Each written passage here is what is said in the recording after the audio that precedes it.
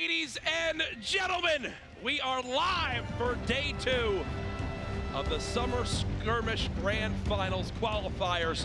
Courage, joined by Dr. Lupo. How you doing, man? Good, man. Yesterday was fantastic. The start of 4 days of competitive Fortnite, playing for $1.5 million in prize money. And it's fun through and through. So far, PAX West has been a blast. And I'll say, we had a fantastic crowd yesterday, but this place is literally packed to the brim. There is still a line out the door, standing room only. I told this crowd to get loud tonight. I'm not going to lie to everybody at home, but I want to test them right now. Ladies and gentlemen in the venue, how are we feeling tonight? Oh my goodness, I'm getting hot and bothered. I'm getting hot and bothered, Lupo. Well, I can feel it, Jack. Oh yeah, in a good way, in a good way. The excitement here is fantastic. Oh, yeah. Everybody's really excited to see some gameplay today. And we have this evening, day 2, like you said, of the final week of Summer Skirmish. We got 4 games coming at you this evening. It's gonna be crazy. So yesterday we saw 33 players qualify for the grand finals on Monday. Tonight we'll find out 33 more, and the best part is, you can still register. You can and make it on in potentially if you get here tomorrow bright and early. Ben, walk us through it. If you are here in Seattle at PAX West, there's a couple steps, 3 very easy ones. First, come on down to PAX Lot 73 with your PAX West badge, enter the registration line, and sign up. People have been gathering around 6 a.m. in the morning. They're very excited to get in. Step 2, if you do get in, you're registered, show up. You got to check in at your designated check-in time on the 2nd floor of the convention center. And the most important step, in my opinion, Courage, is you got to play. Hop onto your designated computer, configure your settings, and get ready to play. It's go time. These are not your average Fortnite games. Some of the best players in the world have traveled here from across everywhere, it seems, making sure they can compete for this ridiculous amount of prize money. And, you know, on my end, Dr. Lupo, I'm looking at this and I'm going, well, you know, it would have been fun to play him, but at the same time, I'm happy I'm cast. Oh, absolutely. I'm going to stay safe up on the desk because some of these players, a lot of these players, every single one of these players has the ability to, the forethought, the abilities that they show when they play. The building is incredible and the fast edit stuff that, it's an excellent show. It's a show of skill, and if you're at home when you're watching, you're trying to figure out how to improve your own gameplay, events like this is where to do it. Keep your eyes open for it, okay? Watch the best in the world, learn from it. Now, this is day 2. If you missed yesterday, don't worry. We've got you covered. Production put together a nice little day 1 recap. Let's have a watch. Ladies and gentlemen, we are live from Seattle. $1.5 million on the line. It's been nuts. And this is the only thing going on here. Go play at the Lazy Leagues mini golf course. We played last night. I won't spoil what happened. Tons of competitors coming out here to put on a good show. Play looks like he's looking for a snipe shot. You see him he's jumping and whipping back. Here it comes. Oh! There it is. Replays with the headshot. He's going for it. You see every time. He got it. He got it. Right there, gets the shot. What a fast edit. He doesn't even run. 5 HP remaining. Even he didn't believe it.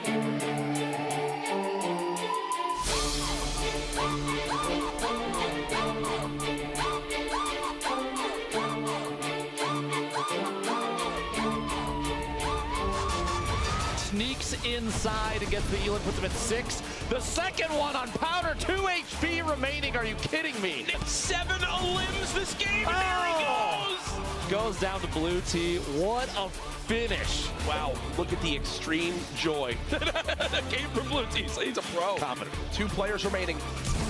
Without engagement, there's the engagement trying to build on up. A quick shotgun blast. The second comes in as well. Brandon down to just 54 HP. The zone's closing on in. He's got to go for this right now. Brandon dropping on in. 72 hours into the zone. Oh, are you kidding me? With 3 HP.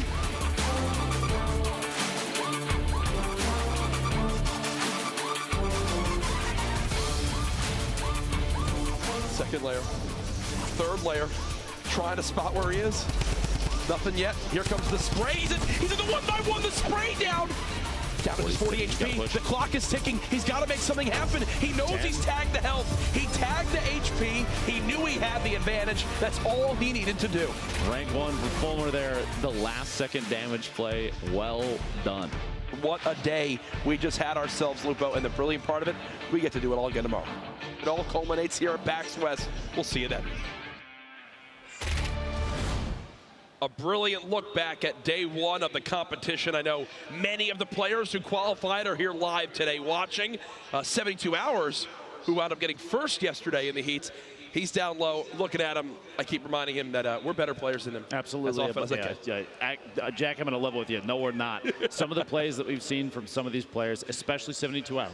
72 Hours, Blue Tee, everyone that came away with wins in the games yesterday, those rotations, the decision to move outside of the zone at just the right time, the fast edits, the accuracy, the scary accuracy from some of these players, it's intimidating. The double storm play he made to secure the one victory was absolutely nuts. Talked about everywhere on the competitive Fortnite Reddits. But there's a lot going on here at PAX West, a lot going on with Fortnite. We want to catch you guys up to speed with the schedule, how all the players even made it to this point. The Day 2 qualifiers, it began very early today. They lined up, earned their spots in either Heat 1, 2, or 3. In those respective heats, Lupo, 32 players move on to the qualifiers, which take place tonight. What we'll be casting. Then they played 2 games to earn their spot. Tonight, we'll play 4. The top 33 from the games this evening, they move on to the grand finals Monday for $1.5 million. Now on your screen, you see the format. Stage 1, Stage 2, and Stage 3. These are the important pieces. Those scoring pieces there are deciding quite a bit about how players are playing. Top 10 gets you a point. If you make it all the way to 3rd or 2nd, you get 2. And if you get the Victory Royale Courage, you come away with 3. But that's not the only way to get points. Eliminations count as well. 1 and 2 is fantastic. They do help decide tiebreakers, but 3 to 4 elims is 1, 5 to 6 is 2, and if you break 7 or more eliminations, that's 3 points. And again, right now we are in those qualifiers for Day 2. Another set of qualifiers in Day 3 will happen tomorrow to determine our total players that will play in the grand finals on Monday, where we will have $1.5 million on the line, a ridiculous prize pool. Let's take a look at how it all breaks down. Ben, Dr. Lupo, this is a life-changing amount of money. First place is $225,000. If you get top 5, it's 6 figures no matter what. And regardless of how you place in the grand finals, just making it alone is $5,000. Yep. $5,000, Courage. So basically, you come here, you play in a weekend of Fortnite, you win at least $5 grand if you make it to the grand finals. But again, either way, ridiculous prize breakdown. What a scenario and what scenes it will be for the players who come out on top there, who can really make a name for themselves, because that's the big thing as well. In such an inclusive event like this here at PAX West, at the finale of the Summer Skirmish, this is now 8 weeks of competitive matches. We've seen new names rise to the top, people who, honestly, I had never heard of prior to the Summer Skirmish, now have shown how good of players they are to the point where they're picked up by professional organizations. Incredible stories we're seeing for some of these players out there. Everyone's putting on a really good show. You've got players coming away with double-digit eliminations over the course of their matches. I think yesterday we saw Turkey Lips drop 14 total over 4 games. That's some really impressive gameplay. We've seen a number of players with 6 or more multiple times in a row. We've also seen the opposite of that. We've seen people pushing as hard as they can get that 3rd elimination for the single point and falling short just barely. But those people, that level of determination, that's going to make them push forward, keep trying to go for the elimination count for that single point, place top 10, get another point, because we've seen from these qualifiers, Courage, yesterday that it doesn't take a lot of points to get into the grand finals. That was the next thing I was going to bring up. We have people, I believe 33rd yesterday in those qualifiers had 1 point and 5 eliminations, and that was enough to put them into the grand finals on Monday. That's the crazy thing. We have so many tiebreaker scenarios that come on in. That was such a good point to bring up, because yes, 33rd, the last spot to qualify, across 4 games, only earned 1 point, which is crazy to see. It went to the tiebreakers, but either way, we've had a ton of action so far today. Prior to the stream starting it up, we had 3 different heat winners, just like yesterday. We have to introduce you to them. These are the names to look out for today. Heat 1 early on, OT Divine. Heat 2 winner, Kevy. And then Heat 3 winner was Monster, someone that I've played with multiple times in the past. Chance, good dude, but here's Divine. 5 elims, and yesterday, every time we saw the Heat winners, they finished with 5 elims as well. Exactly. It's a recurring theme, but you see the placement down there. OT Divine absolutely dominant in both of his games. 3rd and a win among the 2 games. And here, the finish of his matches, it's crazy to think that's consistency. 3rd and a victory is something we have not seen yet in these heats, and it's I think that means Divine's definitely a player to keep your eye on. Yeah, I think 72 Hours, who got first last night, was probably the most consistent player I saw at overall placings. Exactly. So far to this point, but a third and first is darn good in those early heats. What a victory there. Rotation the outside through the storm, not the first time we've seen gameplay like that. It's funny, Right. you're just talking about 72 hours, and he's not the only one that knows good timings to rotate out. Even before that, one of the matches before, we saw Jack do something similar. You, Jack, wonderful plays from everybody. Yep. Kevy here, 6 eliminations. Look at the number of buildings, though. 728, the highest we've seen thus far. And between these 2 games, Kevy utilized 92% of his 7,766 gathered resources. He must have landed in like whaling by himself. He just rebuilt Tilted Towers somewhere. There you go, made some renovations. That was our Heat 2 winner. A look at some of the gameplay from there. As you can see, just how hectic these final storms can be when the zone's moving and everyone's got to make plays. You got to see. Here's a look at him here. One quick cleanup. And then again, the player pushing close. One thing we've learned, Dr. Lupo, that double-barrel shotgun is everything in these late-game scenarios. Up close, it's extremely lethal. If you're within, I would even say, pickaxing distance, that's the optimal time to pull the thing out and and acquire an elimination or 2. There you go, as we head on over to our Heat 3 winner, Monster. He had 5 limbs, 352 buildings built. Placed first in game 1, but was eliminated 68th in game 2. But that shows you, literally, one monster game was enough to put him on through. That happened actually last night. Wheats, one of our players, had 0 points going into our 4th and final game, then earned himself, I believe, 5 points in that final one alone. And that put him in like 8th. So he was nowhere even on the board. Next thing you know, one strong game can make all the difference. And that's the beauty of it. No matter who you're a fan of, no matter who you're rooting for, even if they struggle for the majority of the day, one pop-off performance can be enough to send them to Monday. I think that should be at least a little bit of motivation for players that have, like you said, concerning gameplay earlier in their games. Yep. Look forward to the next one, because it does not mean you're out. You capitalize on optimal situations. You find times to third party. You gatekeep in the appropriate ways and push in with a storm. Maybe keep people on the outside. You can take advantage of those, pull away a couple points, and make your way to the grand finals. Absolutely, and that's the story we told yesterday. Again, as the day goes on, we'll keep you up to date in standings, where people are, who's moved on, who's qualified. Get involved in the conversation, though. We said it yesterday. Tag us, go ahead, send us who your predictions are. A lot of people thought Vivid was going to be someone who's going to make a ton of noise, and unfortunately for him, yesterday did not go his way. Hashtag Summer Skirmish online.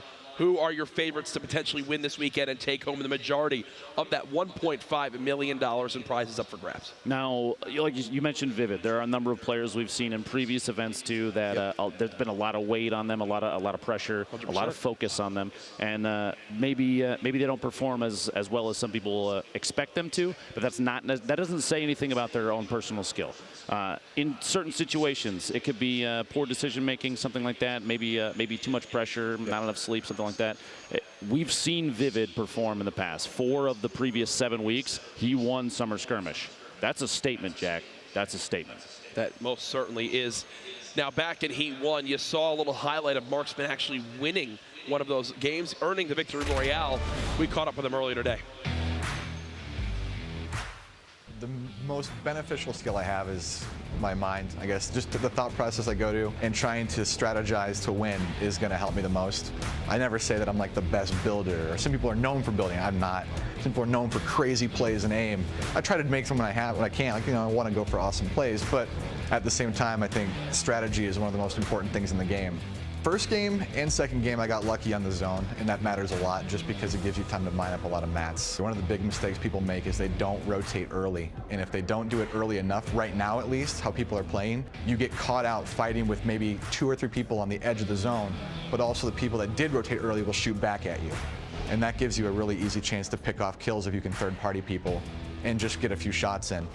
I've done YouTube and live streaming for a long time as just a content creator, and I've done it for fun. It's been my job and my livelihood, but I'm also a really competitive person, played with a lot of competitive friends, and I never got into it enough to really want to compete because I didn't have a team. But in a game like this where I can play solos, where I can play duos with one of my teammates now, I want to prove that I can win. You know, I like to make videos and I like to have fun, but I want to play in a strategic way and try to play smart. That's how I win games. That's how I'll advance. I want to prove that I'm good enough to win as well.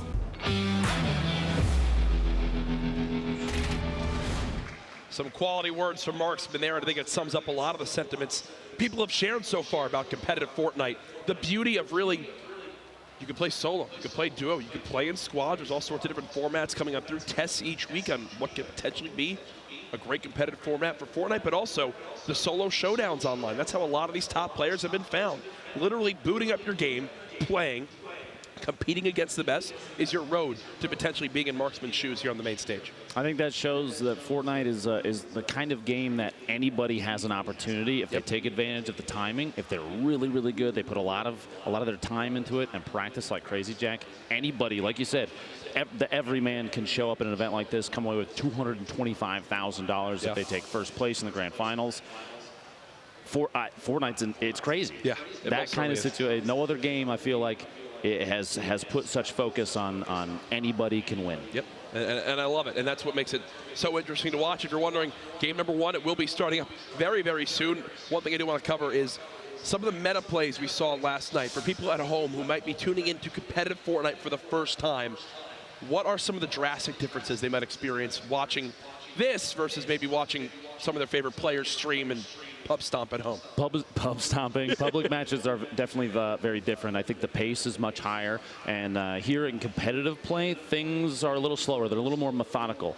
It's definitely not a slow approach to the game. It's strategic.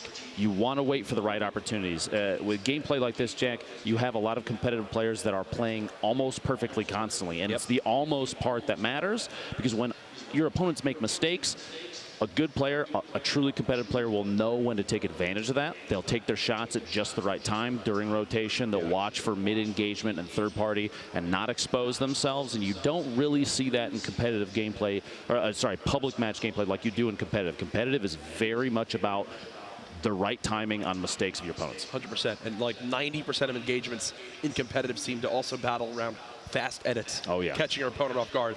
It is nuts how it all plays out. Again, we've been mentioning how much action there is going on here at PAX West with Fortnite. Not only is it the summer skirmish kind of grand finals, but for folks who want to have some fun, we have an entire Lazy Links mini golf course. And actually, prior to any of the broadcasts starting, me, you, and Zeke headed on over. We had a nice little friendly competition, and it's time to be revealed to the world who wound up winning. Let's watch.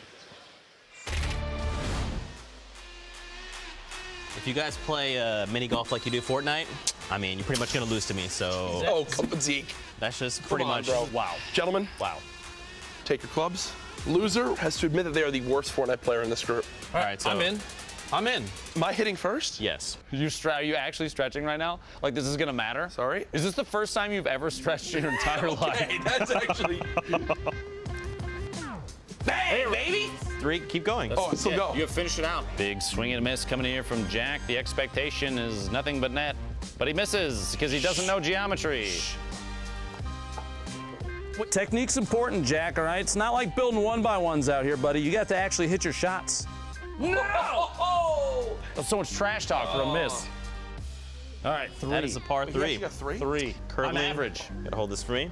Wait. Wow. And that's one. Okay, yes. Sorry, wait, let me reset my mind. I'm thinking like courage. Okay, think like Lupo. Okay. Swing number 3. Okay. Dude, okay. it's not that challenging. Partying inside the battle bus, Zeke, all right? Give him a break. Oh, Wow, my dude. gosh. No. He has to get like... Oh, All right, I'll take my next hole. 6. Next I'll hole. take my 6. Literally next hole. There you go. There it is. Oh, wait, isn't this wet paint? It's called carpet. Oh, okay, we're good. Zach, it's carpet. Cut this. Please say this is staining, especially this part. Cut that from the video. There it is.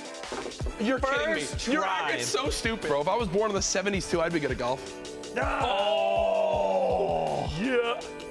Okay, so next up, we're going next hole. What? Yeah!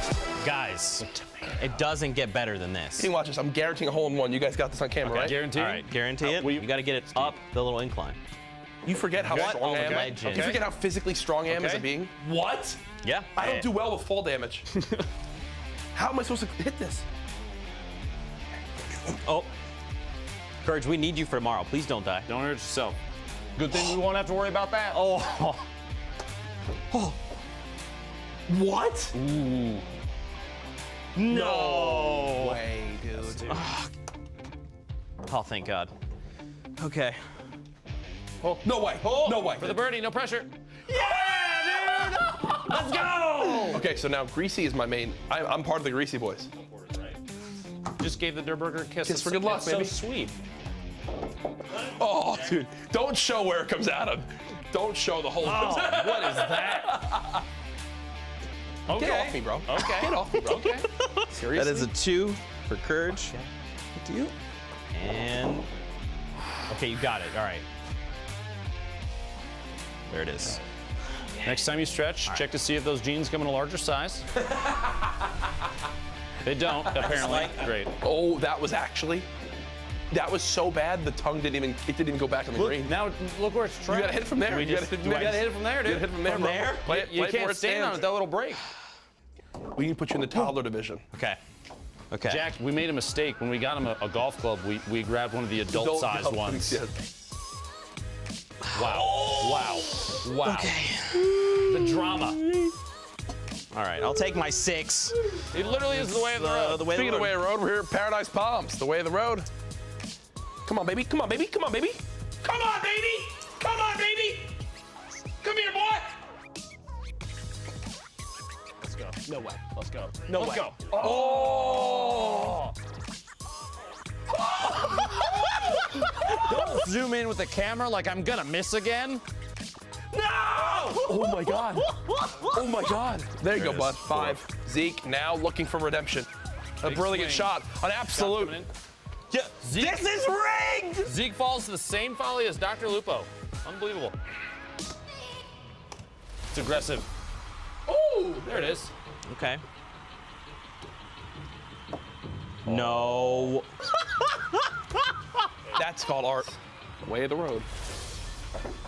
Here we go. All right, now Come on, random Ben. pipe. Go in the hole. Go. Yo, imagine.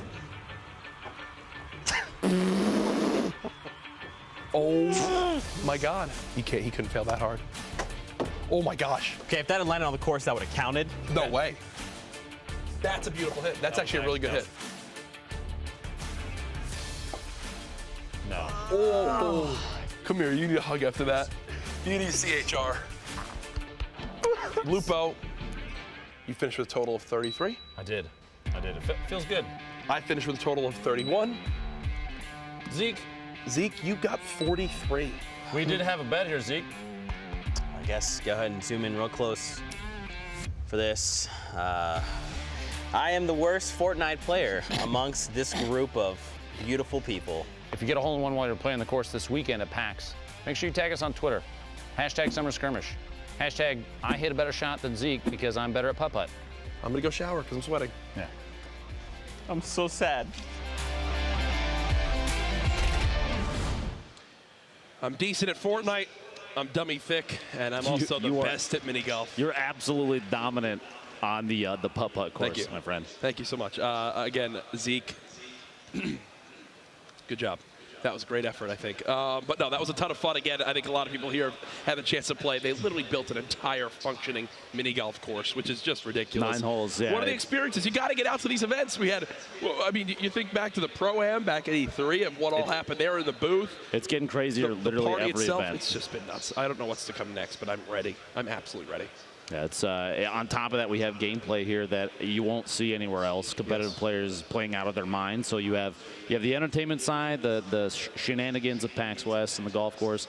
But let's be honest, Courage, I am looking most forward to the 4 games this evening, the 4 games tomorrow, and the grand finals on Monday for $1.5 million. The pressure that these players must be feeling. Now, if you're listening, I'm really sorry for mentioning it, not to let it get to you, but it's got to be through the roof. Oh, it's absolutely nuts. I mean, there's been so many things I've enjoyed about the event so far. For one, it's a lot of it's meeting the people who have obviously been watching online, keeping up with the players.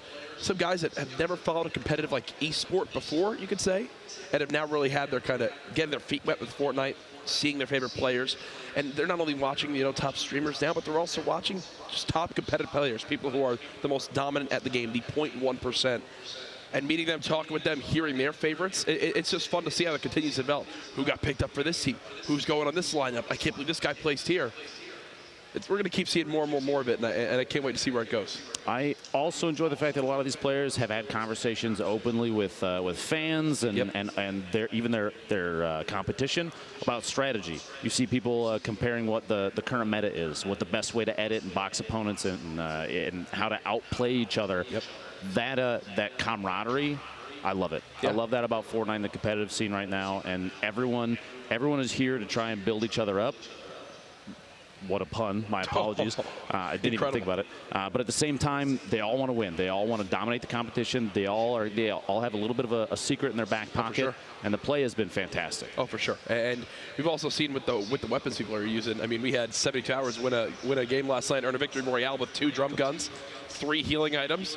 You've obviously seen the sniper play from phase replays, how good Splodes can be. It's whatever you can get your hands on. Obviously, you're going for, to up whatever weapons you can upgrade, but there's certain ways people utilize certain weapons to just catch your opponent off guard. It's cool to see. But either way, there's so much stuff still going on here. I believe we've got actually a cool little thing to show off right now. If you've been paying close attention to social media and Fortnite across all the platforms, something was mentioned for the limited time mode coming out next week called High Stakes. Well, I've got a little bit more information for you here. Again, Fortnite presents High Stakes. If you missed the news yesterday, next week a new event debuts in Fortnite titled High Stakes. This event features a brand new limited time mode called The Getaway, a new wildcard outfit with selectable styles, and a free set of challenges. Today, as you can see, we're taking a look at the wildcard outfit inspired by the first 4 card suits. The outfit helps you dress for the job. All 4 masks are included with the outfit, so you can change to whatever style suits you. The outfit also comes with the cuff case back bling, and of course, there's the safe cracker glider, so you can fly in with style. Are you kidding me? Are you kidding me? I don't think they're kidding, Jack. Tomorrow we'll have a gameplay reveal of the Getaway limited time mode and a brand new item coming to the game that I'm happy to say is called the Grappler. Oh my goodness! I can only imagine what I'm about to be doing with that thing for the Cliffs. Epic's always kind of sprinkling a new thing, changing the way that gameplay evolves every single time they deploy a new item. But I got to say, so they're going to add in the Grappler. Yep. At any point, if they happen to vault the drum gun, I might single-handedly blame 72 Hours after yesterday. I'm not going to lie to you. Yeah, I already have a ton of love for the impulse grenades, the shockwave grenades, but if the Grappler is like what I think it's going to be, I don't know. Those could be dethroned. Those could be dethroned. I just love anything with movement that spices up plays. Yeah, you can get your normal limbs, but I can, impulse above the guy and make something cool happen, or shockwave across half the map. We've seen a number of those movement style items. Those are the things that change the way that players play, the way that they've developed their own gameplay. Because if you have the ability to traverse a base that your opponent's built, maybe you're stuck in a very vertical 1v1, those movement items, they can help you apply pressure at the right times. They can make it so that you have the advantage suddenly over your opponent. The Porter Rift is a great example, an item that you're stuck underneath somebody, you're very low on materials. You pop that thing, and suddenly you have a top-down view of everybody. Absolutely. And you get to choose where you land, and you can catch a lot of people off guard with that. No, the Rift to Go is one of the more unique items that have added to the game. The Rifts in general, when you think of all the movement items that have been added to this point, it lets you just change up entirely how you rotate and where you spawn on in. I think it's given the ability, especially in competitive matches, to land at those extreme outskirts and then play around. Oh, I'll get an ATK. Oh, I'll hopefully get a Rift to Go. Oh, I'll use a shopping cart or something like that. Bounce pads let you speed up your movement. Obviously, just rifts on the map in general. It's went from people trying to land closer towards the middle and play in those zones because you don't really have a lot of movement options, to now like, I'm going Flush Factory. See you later. I don't care if the zone's in the northeast part of the map. I'll find something to get me over there. It feels like every corner of the map at this point is relative. It can be part of the game. You can play to that position no matter where the circle might end up. Because like you said, those rifts that are already spawned, you have the Rift to Go item. You have all these different ways to traverse the map. You never really feel stuck. And that's why as we've watched the battle bus at the beginning of each of these matches, you see the players are spreading across the entire map. It's not just one side. It's not just right under the bus. It's not the more populated areas. It's everywhere, and that's part of competitive gameplay that if you're watching from home, you should take note of. All the little spots that players drop, those are all relevant. It doesn't have to be a POI. It doesn't have to have the name. There are a lot of little chainable rotations you can land in and hit these spots and consistently get loot, resources, materials, and everything that you need. And the movement is still available. Your ability to relocate on the map, that is one of the biggest things about competitive play that I think some players don't realize, is that everywhere on the map is viable. Oh, yeah. Think of yesterday. We were watching that little town south of Paradise Palms at the very bottom of the map. You wind up going there, we call it Westworld or whatever, you know, the outskirts of the town. Like 4 or 5 people were landing there. Some of our top elim players were going and getting early game engagement wins. And next thing you know, these guys had 3 elims when there's still 60 left. They've earned themselves a point, and that might be enough to put them on through to the next round to earn their spot in that final qualifiers. Again, for everyone at home, we appreciate your patience, getting a couple things sorted here behind the scenes. Use that hashtag Summer Skirmish that we mentioned earlier on. We should hopefully be getting into the game here soon. Either way, things we've talked about, this high-stakes LTM. I'm excited. I want to steal that llama, man. I feel like it's like the perfect way to send us off in Season 5 to whatever is to come with the Cube and Season 6. We were watching games earlier here in the venue. People were freaking out because it was in the low gravity zone by the Cube. So, like, fights were going on, people like floating around. Air, yeah. It completely changed, so the battles wound up going, and it was just so funny to see, like, people try to hit snipes and try to build based off it. It was a completely different game in that just one area by Fatal. Hopefully we'll see a little tease of that tonight. Who knows? What do you think the Cube is going to do next, Jack? I want, like, another event like when the rocket launched. I saw people thinking, like, what if someone broke out of it and everyone in the lobby had to fight against it? How cool would that be? It's like, oh no. Pickaxe only. For Just one time bludgeon in Fortnite Battle Royale, it's a peace between everyone in the lobby against one item. Whatever comes out of the purple cube. Jack, I feel like you would still be the guy to go after eliminations in the middle of a fight. You would completely ignore it. Like that guy who, when the rocket went off, shot down the structure and has the single game elimination record right now because he knocked down the structure and got all of those knockdowns. Man's an opportunist. Smart play. It's a smart play. That's an intelligent gamer, Jack. Either way, though, again, guys, getting into the action here momentarily, waiting to see exactly where production stands with it. Either way, though, I believe we have Zeke, who's going to be talking about what his do you mean you believe you have There you go. There he is. I'm sorry. I can't trust What do you you, mean Zeke. you believe you have? Look, just because you you got 31 points, okay? Everyone watching, he cheated. Lupo, back me up on this. Yeah, I got to go. Zeke, I'll be right back. Guys, sorry, look, Zeke. First off, you guys are amazing. Everyone watching, thank you guys for tuning in. How are you guys doing, Courage and Lupo? We're fantastic up here. I was scared for you, Zeke, because you've had a long day. You've been doing the heat casting, and now you're doing this for the interviews. Dude. Are you right over there? I mean, look, I'm not gonna lie. It's been a long day, and we've been here the first 2 days of PAX. I'll be here tomorrow to cast those heats as well. We've seen a lot of different action all day, and to kind of touch on the action we've seen during the day, it's almost like I'm watching basically the Summer Skirmish games that you guys have competed in. Every time we flip to a new player, it's someone that I recognize, and the action is nonstop. With this new format, I mean, Courage, I think we talked about it a little bit on the break, but this lends itself to, just high action, and it also plays to the strengths of players that want to, like, survive toward the end of the storm, and, it also lends itself to Slayers, right? But we have a short little highlight reel coming in right now. So we'll have to check that out. Again, you guys are amazing. So check this out.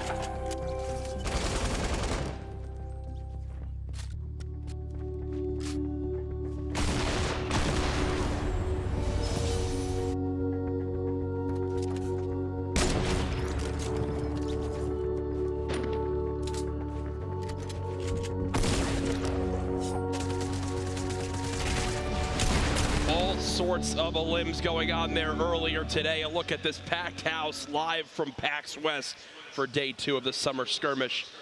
Grand Finals qualifiers. There's so many things you can call it. Either way, though, it's the last week of summer skirmish action. 8 weeks and $8 million total. With this weekend culminates in $1.5 million for everybody that makes it to the Grand Finals. No matter what place you get, you come away with a minimum of $5,000. That's crazy. That alone is, I consider that a victory. You make it to the Grand Finals, that's a win in my book. Oh, absolutely, 100%. And either way, you know, some of the people that are sitting in those beanbags right now, they could be our winners tomorrow if they register and follow the rules to be able to participate, just to give everyone a brief refresher at home. Here's how it works. Step 1, you drop in and sign up. You say, oh, we're going PAX West. You land, you get here, you come to PAX Lot 73 with your PAX West badge. You say, hello, I'd like to compete. It's very early in the morning we do that. You enter the registration line and sign up. Then it's step 2. You get told what time to be there, you show up. It's pretty easy. You're a functioning adult, you'll get it, you'll figure it out. Then you play. You hope to qualify, make it through the heats, qualify for the nightly qualifiers, and then potentially be the top 33 to make it on through to that Grand Finals on Monday. There's a lot of information, I know. It is. The format, though, Ben, break it down for us. So, Courage, if you make it into the heats, the qualifiers are all the way to the Grand Finals. The scoring is the same. The heats each day, there are 3 heats a day. Each heat is 2 matches. The qualifiers, which is this evening, that's what we're getting ready to enjoy. It's 4 matches. And the Grand Finals on Monday is 6. Now, scoring is done based both rank and elimination. If you get 1 or 2 eliminations, you don't get any points, but it does go towards the tiebreakers, which we'll cover here in 1 second. But if you did 3 or 4 eliminations, that's 1 point. 5 or 6, you get 2 points. And if you get 7 or more elims, that's 3. Now, if you get a top 10 at a minimum, that's 1 point. If you get 2nd or 3rd, that's 2 points. And if you get the Victory Royale, that's 3 points, Courage. Now, I mentioned the tiebreakers. They are determined in the following order: the total Victory Royales, the number of eliminations during the entire event, and then your average placement across all the games you played. And if all of those are the same, it comes down to a coin flip. I don't know if we'll ever get to that point, but who knows? Who knows? Anything can happen. It would be quite interesting to see how it all plays out. Thank you for that refresher, though. Again, all that money on the line as well. Of course. We won't be seeing anyone compete for money quite yet tonight. That's Monday, but the players are competing for a spot to participate at that point. Either way, though, we mentioned a lot of big names here. One from yesterday, 72 hours, so impressive. The amount of times he plays in the top, I mean, this is someone we've seen dominate throughout the skirmishes. What is it about his play you think that just makes him so good? The level of awareness he has of his opponent's position using sound cues, which is hugely important in competitive gameplay, especially in Fortnite. Yep. You'll see that in any game. Fortnite is no exception. And his knowledge of when to make movements on his opponents if they're in disadvantageous positions. We saw him rotate outside into the zone, which is a play that not many players would think to do in the moment. But we've actually seen it a number of times here. He wasn't the first one, and I guarantee you today and tomorrow he will not be the last. You'll love to see it. You'll love to see it. I believe we are just moments away from getting into game number 1. Right now, there's some big names participating tonight. I believe we'll have Myth involved in these games, Poach as well. You know, teammate of 72 Hours there on Liquid. I think he's my front runner. I think Poach is my guy I'm looking for. He's put on a good show a number of times in the past. I said it was Vivid last night and potentially spoiled it all for him. Don't give him the Caster's Curse, Courage, please. I might be doing it again here. There's a look at the venue. All the players packed on in. The Fortnite Summer Skirmish, 8 weeks of competition, has brought us to this point. And I believe there it is, ladies and gentlemen. Here we go. Here we go. It's game 1. Day 2, the final week of Summer Skirmish, Jack. And we have a northwest to almost a top center bus path. And you see already, like I said before, we were talking about long-range drops. Anywhere is basically eligible. It's all valid. One thing that you will see, do you see in the bottom left on the map right there, that you have a number of players dropping out over the ocean. The reason they do that, for anybody that doesn't realize, your parachute opens in the game, the glider opens based on your elevation relative to the ground. And so what they're doing is trying to drop over the water because the elevation of the ground is as low as possible, which means they get a really late parachute drop. Yep. That gets them to the drops, the loot locations faster. We're going to take a look in the That's bottom why right they there. pay you. That's Lupo. Thank you, Because Jack. you explained that. That's TSM Myth. You have a number of players floating in around them. You can still see the map there. A lot of players still floating to the east, southeast side. We talked about Paradise Palms. We got Myth here dropping into the center. Dusty Divot, a location that has changed a number of times over the seasons. And he starts out here, attack, some shield. It's time to take a look around. Can't complain about that as we swap on perspectives to Jumpman, who's all the way at Valhalla, as I like to call it, Viking Village for some. At the top side of this map, a lot of benefits actually to landing up here, Lupo, and a lot of them are for that reason right there. You see right next to Jumpman, that rift that can just get him out of any bad scenario. Saf, who's up top of them, we just saw the inventory, already has a scar. So if this man gets into any sort of a ranged battle, I think it's going to spell disaster. It's going to be tough. Jumpman does have the hunting rifle, which you won't see a whole lot of late game from a majority of players, but unless they're feeling very adventurous. Typically, late game in competitive matches turns into like a very CQC fight. But Erico taking Double down with a single shot there. A couple of these players, they're going to be names that you will see again, because if they played in the heats and made it into the qualifiers but did not get into the grand finals on Monday, they're given the opportunity to jump back in and push through a heat again if they have the chance. You get here early enough. Exactly. You get here early enough, go for it, I think is the thought process there. But it looks like Jumpman will be getting into this engagement with Saf, who's just above him, using that high ground. No player having any shields, but I would say the inventory has to favor Saf here. The scar, the blue pump. He's got a hunting rifle as well. Not a lot of materials, though, Lupo, to work with. No shield for either of those players, and they're going to try and a little bit of explosive play here to see if they can bump one another out from any sort of any cover they're in underneath. Trying to rotate around Saf, trying to get a smack in so we can get one more until he's out. He cannot build now, which means an engagement is forced. The trap play, and Saf goes down. Jumpman. This is from the lower side of the map at Flush Factory. There's Nazgul with the quick pump shotgun shots to eliminate his opponent. The crowd gets a little bit behind him there. You'll love to see it. Now swapping on over to the complete, eastern side of the map. Jay Cuddy taking out King with the tack shotgun, gray or not. Look at the reaction to the camera. Okay, I'm getting a feel for this. That great tack, if you're close enough, if you're accurate enough, effectiveness is there. You just have to hit your shots, and now, we saw right there. That's not the storm. That's the low gravity zone. By Fatal that's currently in play. This was happened because of the cube that's been rolling around. Quick little swap for Marshmalele to get that elim. No materials really left, but 200 HP. You got to be feeling pretty confident there. Storm Tiger, name seen online before. Going to go ahead and loop this chest just outside Tilted. I believe I saw it just on the feed. Liquid Poach was just eliminated, a name that we were discussing earlier, which is that's a big one to have go down when there's still 80 players, just under 80 players remaining in the game. But you have to remember, 3 more matches after this one. Saint is eliminated, someone we watched yesterday that was not able to make it to the grand finals just yet, but Storm Tiger took him out there.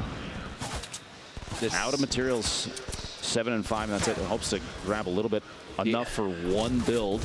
Wow. 5 HP. Oh my goodness! The timing. He's got to try to make something happen. Hit the sniper shot. 1 medal, 1 HP. What? What? Storm Tiger makes it all the way underneath. Okay, and here's his opponent, maxed health with a shotgun. Storm Tiger, burst. if you win this game, you're my dad. Okay. And Jack. You are not the father. The tests are back, my friend. Jack, you're putting the caster curse coming out already. Wallhack Jack, a fellow member of Rogue, looking for an elimination here, but Teenage takes him out. Some very accurate mid-air SMG shots. And one thing to remind everybody at home, if you've been watching the summer skirmish up to this point, we have not had a live crowd. Well, guess what? It is standing room only. And you can hear just how intense it is. A live look at the scoreboard. Again, we are running a full-functioning spectator feature here this weekend that catches us up to speed on where we are. Now, Ben, for everybody at home, let's remind them of how the points work. 3 to 4 limbs will earn you 1 point. Nobody yet at 3 limbs, so everyone's still sitting with a goose egg. Lassie's the closest right now, though, at 2, but here we see Painful PvP pushing up, trying to see if he can get above his opponent, but there's a lot of building going on here. The triangles there, the pyramids, but he does have a top down. His opponent using those pyramids to double layer, trying to make his way in, but a lot of edit and replaces from Painful. The drop down, his opponent closes an edit behind him. The chase down. that tack shotgun coming in handy. It takes an Elam from Seba there and picks up all his loot. Was that not exactly what we talked about earlier on with the edits and how edits are basically 90% of high-level play? Both players trying to utilize them there. Fortunately, only one can come out on top as we swap on over to Payday, who's just bouncing around. Yeah. By the way, I don't know if you noticed that he's an Xbox controller player. You see the keybinds down at the bottom is the Y and the bumpers, which means we've seen a number of players show up with their controllers and stay toe-to-toe with anybody, and it's wonderful to see that. The competition is fierce on both the console and the PC side. Now, Cease is someone we've seen in the Summer Skirmish events a number of times. I've watched his gameplay. Very, very fast edits as we've seen in the past. But he's also scary accurate. Of course, I say that at the shotgun blast. A second one coming in, the jump over the top. There's the edits you mentioned. Trying to just pull some last-ditch efforts with the clingers, but it's not enough. Payday does go down. It's a relatively clean fight from Cease, and the big thing to point out, too, as well, Lupo, look at the materials. Now, 800 wood, 430 brick. Great spot to be in so early in the game. You see Hysteria, the left side of your screen. He was someone who wasn't able to make it through yesterday through those qualifiers. Came back on through, got off early, and now he's back again. Made it through the heats today to give it another shot, and they're down there in Greasy, but back over just southwest of retail. There's a pair of houses here that is a pretty common loot spot for players that don't want to hit a POI, but it looks like it's a pretty hefty drop here this time. Dr. David, a fellow doctor, trying to see if he can put some shots in. Probably not legitimate as well. Sorry. Wow. I'm sorry, Ben. We'll talk about that later on. These drop-ins, you'll see some players even avoid building. I think his opponent was down underneath. That David gets third-partied. Wondering, is he going to pop the Rift to go? Is he going to try to just use it as an escape tool? He's going to escape. If right now he feels like he's in a bad spot and he does not use that Rift to go, I feel like that's a pretty big mistake. He has an opportunity to make a move here. Yep. He can pop them, and he does have bandages there to push himself up. He's going to be at 100 HP if he gets a chance to get all of those off. But we'll see here if Stark 2K decides to push or not. We have Amjov, Sean was taken again, another name we've seen, and Kevy back there in retail, and the Storm's going to push them out to the west. You're going to see some third party here in a second. This build fight as well is going to be maybe an opportunity to get a knockdown on somebody. Seemed like it as he had Stark just disengaging. And, you know, I was so confident in him in that last battle once I saw the kind of health that his opponent was at, but then I didn't kind of realize maybe his material count is low, and that's exactly what the scenario is on the opposite side of the map. Megalomaniac 94. This is out at the hotel. A snipe shot. The headshot on Envy Scratch before going for the rift to make an escape because of the circle, and but Scratch had maxed HP. He did. Megalomaniac only had 75. That was one of those where it's like, this kind of determines my whole game right here. A headshot is everything, and he landed it. An excellent shot. Fuzzy, the top-down view, pushing down. This double barrel we've seen a number of times. One of the most chosen in competitive, most chosen shotguns in competitive games because just how close combat a lot of these fights are. You won't see a lot of players say no thank you to a double barrel. It hits so hard up close, you can make a definitive play very easily with it. Right now, Fuzzy seems like he's not too confident in the engagement he finds himself in, just looking for maybe a reset in this fight. Quick little picture in the top right as you see Fuzzy just kind of jump out of frame saying, nope, not this time around, pal. The top right there, like you said, Jack, is kind of, it was almost a cross section of what was happening around Fuzzy as he was backing away, just so players can see the layers, the number of the angles, the ramps that get placed during these engagements. And you have to watch for every angle possible because his opponent could have pushed up, built up a little bit, and gotten the top-down view through one of those ramps and taken a shot on Fuzzy as he was backing out, but he was lucky enough that they did not do that. He's taking his opportunity to farm up a little bit and build up another material buffer. Cuff Smiles, this is another player I think we saw yesterday making a move away. A lot of intelligent disengaging, a lot of defensive building that is excellent to see in competitive matches because a lot of players see building most of the time as an aggressive way to play, pushing up on your opponents. But right now, even right here, he might potentially edit that once it finishes so he can peek through the structure and see if his opponent is pushing. And this zone, you just heard that kind of noise, means, hey, it's about to push. Slowly beginning to close on it, and this is actually a very, very awkward zone. You see it, half of the zone is the water. So no one will be there.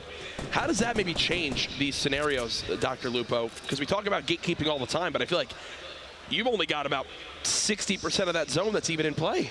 Not a whole lot of players are going to be coming from the north and northwest side just because of how thin the sliver of the map is that's left up there. You also have the southeast corner, which, if you saw the map earlier, is relatively sparse with players. But that northeast side, the largest push of players, and there's actually a fight going on outside there. Hopefully we can see that after the fact, depending on what happens with that. Two players fighting the storm. But there's going to be a big wave of people coming into the river, which is extremely exposed too. If I were in a position northeast side of Shifty Shafts, I'd build a 1x1 up there. If I had a scope they are especially, or even just something I could tap fire with, take advantage of the third-party situations, especially right now. Oh, most certainly. As we continue to watch, Cub Smiles is setting up right now, swapping it over to Linane as he's got some remote explosives in hands, considering maybe dropping some on in there, but realizing, hey, that would probably cause some danger close splash damage to me as well. So maybe not my best play as of yet. There you go. Now his opponent beginning to build on up, try to fight for this high ground. The quick reaction from Linane as he continues to build on up, keeping the high ground advantage, not getting the high damage pump shots he might want. It looks like it's time to spray. SMG in hand, nothing as of yet, and now, a third party. A new challenger approaches as he will again look to kind of reset this fight. Do you stop and maybe just use the Chug Jug here? Potentially, you see he's dropped down. He's taking an opportunity maybe to, like you said, use the Chug Jug. And one thing I want to point out is in the middle of that fight, he was using a pump action shotgun to try and blow through surfaces. And recently, Fortnite, there was a change to that. Shotguns don't do nearly enough damage to make it an aggressive play to use it to push through structures. The swap to an SMG in that situation probably would have been a better play because he would have been able to push more aggressively on his opponent who was trying to escape. So the shotgun choice, not enough damage. It just doesn't fire fast enough, and because of the change recently, it doesn't hit hard enough to make it an aggressive push through structure. Now, quick note, I just looked down at my scoreboard. Remember when I mentioned 0 people had points yet? Well, guess what? Ghost Aiden just jumped up to 5 elims. 2 points already earned. Our leader at this point, and then Painful now at 3. Those are our only 2 players up to this point, Dr. Lupo, who have earned themselves some points on the board. There are 3 other players currently alive that have 2 eliminations, 1 more elim pushing them to the 3 to get that single point. That's Kevy, Fluffy, and Zachamp. If they could pull, like I said, 1 more elim. And it's so important to mention, too, as we see how Painful got his 3rd elim. There it was. Jay Cuddy gets cut down. But the thing to bring up, we had our 33rd player qualify with 1 point yesterday. Aiden, with 5 elims, already has 2. This is just the beginning of game number 1 of the 4 we'll play.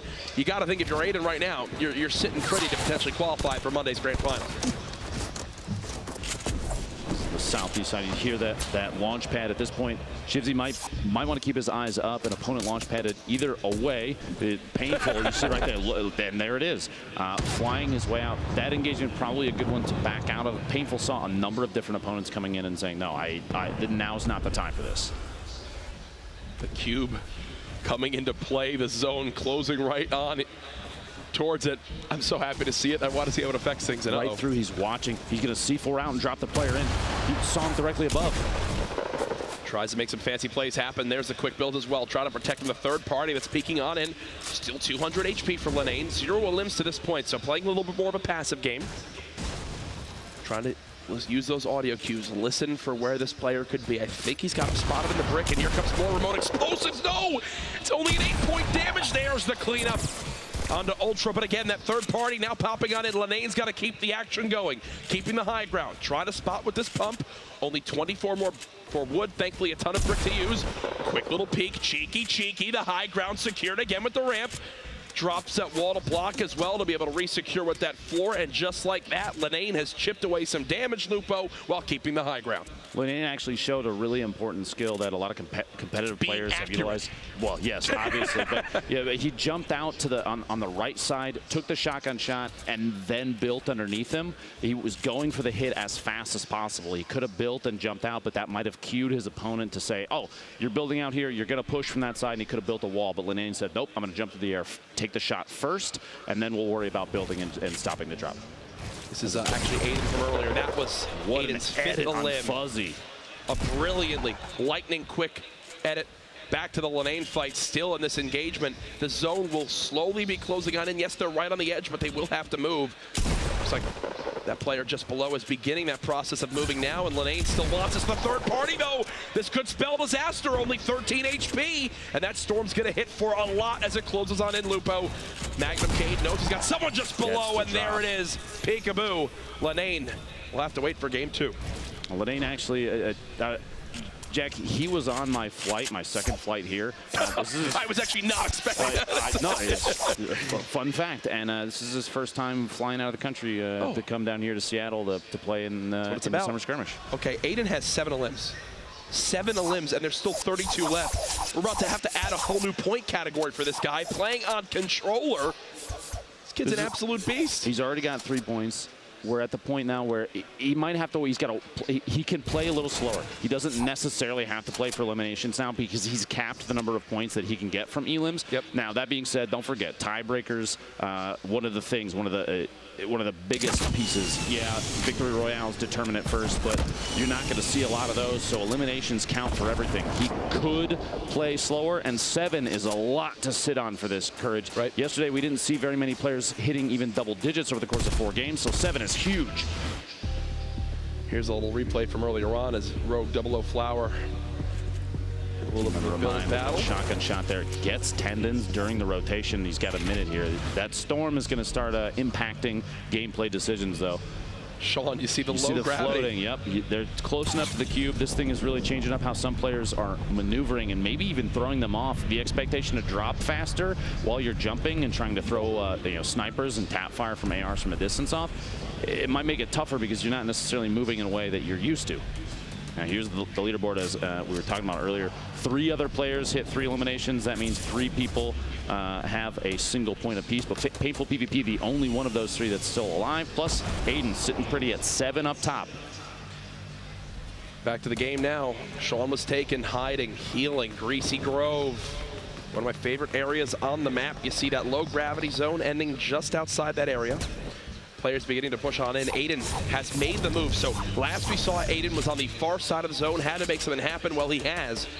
Still 31 players left. You can see the entire zone on this mini-map.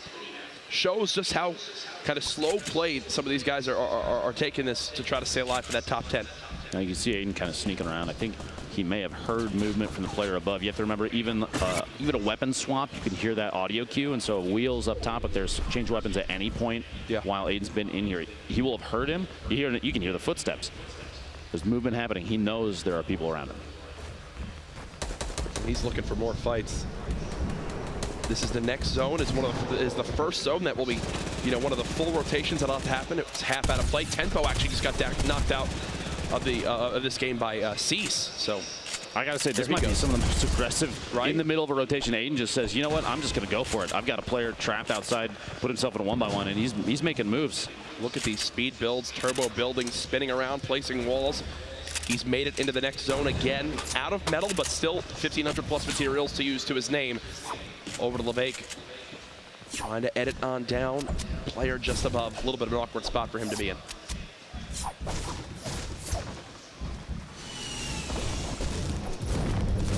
Uh-oh, remember that trap? Remember that trap, Aiden? There are a pair of them in there. Remember that trap, Aiden? Place! Remember the trap! There it is! But it wasn't Aiden. Bowman SC was the second trap, the one closer to the front door. You see the border around the traps tell you whether or not they're yours or not. And we saw when Aiden put one down, there was a second trap with a yellow border on there. There's an opponent. I thought he was walking into Aiden's. Imagine that would have been his 8th limb. My goodness. Magnum Cade. One of the few players I think that I've seen thus far holding on to a bolt action this late in the game. And it's funny to say late in the game. I shouldn't have said anything, but Chuck Nance, the shotgun play there. But this late in the game, there's 26 players remaining, and this is the first circle move. This is where the people on the east and south side, forced engagements are going to happen. Joystick in general going to run into each other. Bowman actually going down there in the southwest to Shivsy. Kevy taking out Stark Duque in the rotation in, but gets third-partied by Sean was taken. Oh, and Sean just got a free launch pad placed right below him from an enemy, so he's going to use that to maneuver quickly towards the opposite side of the zone. Cease now building up to the high ground too. You see Hysteria still alive, Marksman still alive, Ghost Fizzle still in this. Those are some of the bigger names in competitive Fortnite. Still fighting in these last 22 spots in game 1. Now, Velicoti maybe pulling the first time I've ever seen somebody bunker up in the basement of Der Burger. Usually a pretty common loot spot, but sticking yourself down in the basement, it could be rough. You're kind of bottlenecking everyone above you, because obviously you can't mine out through the floor. Aiden pulling almost another Elim. Looks like there were 3 players in there because he took the shot, didn't get the Elim, and Vide, who got the Elim on his opponent, gets the follow-up. There you go. An excellent 2 piece there, but crowd getting behind Aiden, it seems like. Absolutely, should be proud. 3 points already. Yeah, definitely our leader up to this point, but back to the action. Zone will close soon. Remote explosives in the hand of Sean. He's got 3 limbs, so 1 point for him earned so far. Looking for that quick little third-party peek. Does a little bit of damage. He's closest to this next zone. And Lupo, well, why is this the best positioning as we move toward this next one? He's in a great spot because at this point, the remainder of the players, they're going to have to move the furthest. Now, his structure just got shot down a little bit on the left side, but he can third party. He can watch for rotations. He has a purple AR, which is excellent at doing a ton of damage mid-rotation. You have a really good moderate range weapon. Joystick dropping down the shotgun blast and then switches to that literally almost down to the last bullet of his gray SMG to get that elimination. And look at this. The southwest corner is going to be a nightmare for everybody trying to move right now. This is where the Storm just begins to farm. Sean looking on down. He's got all the height he could ever want. Someone now beginning to challenge his high ground. It looks like he'll prioritize him for the moment. And wow, Alpha just got shredded. 35-35, 70. We'll see it in game 2, pal. Sean moves a little bit closer. Now down to just 11. Remember, top 10 earn a point. Hysteria, no! Hysteria versus Ghost Bizzle, and that was puts him out of 11th. That means Hysteria was 1 limb. If he gets that limb, he earns himself a point. Instead, he'll end game 1 on a goose egg.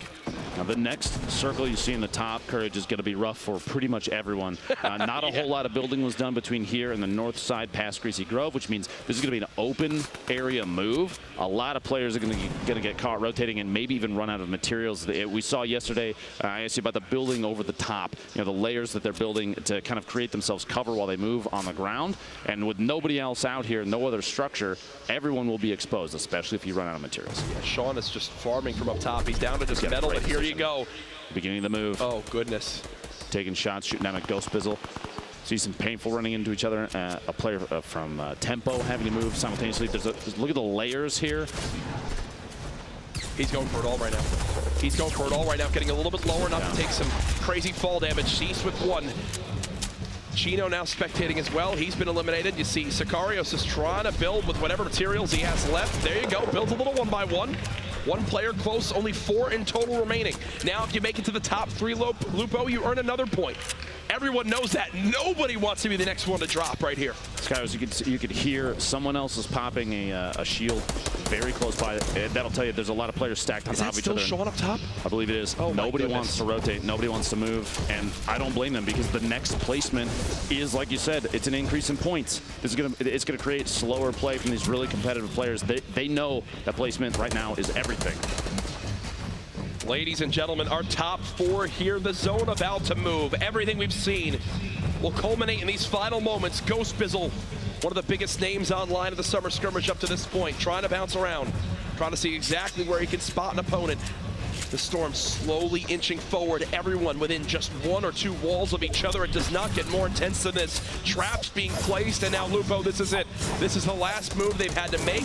24 seconds until the zone closes, and basically everyone's hand is forced. Now, Sean might still be in the best position, depending on the healing of the other players. He has 5 bandages, and healing through HP damage is huge. Someone's out of shots come out. Skyros goes down to Bizzle, top 3, which means these 3 players get 2 points apiece. That elim for Bizzle not only gave him top 3, but it gave him a 3rd elimination. Bizzle trying to strike down this opponent. It's not going to happen yet, so Bizzle has no healing, and he's only got 60 HP. He's got to force these fights. He's got to make something happen. He's looking to make it happen towards this low side, down to just 1 HP. Can he make the greatest play happen? I don't think Sean drops. Why would Sean ever drop? This He's elimination will be worth 2 points right now. Ghost Bizzle, good effort, my friend, but Sean knows there's the reason to force it. There it is. The shot in Sean, an excellent play, 6 eliminations. Oh yeah, that's confidence. An excellent set of decision-making opportunities there. As he was up top, he rotated at the right times. He stayed above and in front of the next move for each circle. Ghost Bizzle, he's like, all right, hey, You know what? His big role right there, yes, could he have tried to maybe get the Victory Royale? It would have been near impossible at that last moment on the bottom side of things. But the big thing for him was that elimination to get it from 4 to 3, but then also brings his elims from 2 to 3. So that one elim earned him 2 points. And again, we can't stress enough, people qualified with literally just 1 point across the 4 games yesterday. You got to be proud of yourself if you're Ghost Bizzle there. Depending on the trend of the eliminations and the points over the course of the next 3 games too, that could mean that he's already qualified. He doesn't. He might even be able to not touch his keyboard and mouse and make it to the grand finals on Monday. Now, I wouldn't recommend it. Please don't do that. I don't know I'm just about saying, that. based on trends from the previous games, he might be good to go for the grand finals on Monday. That's $1.5 million. That's a potential chance. That's the thing. Great ending there to that one. You see just how intense these games can be. So many players remaining in our final couple storms. We have some of the replays, though, of our highest eliminator from game 1. Ghost 8 in the crowd, getting behind him early on. And let's see how we made it happen. Keep in mind, too, a controller player, one of the fastest edits I've seen on a controller right there is, as I'm saying, one of the fastest edits, puts the window and takes the shot.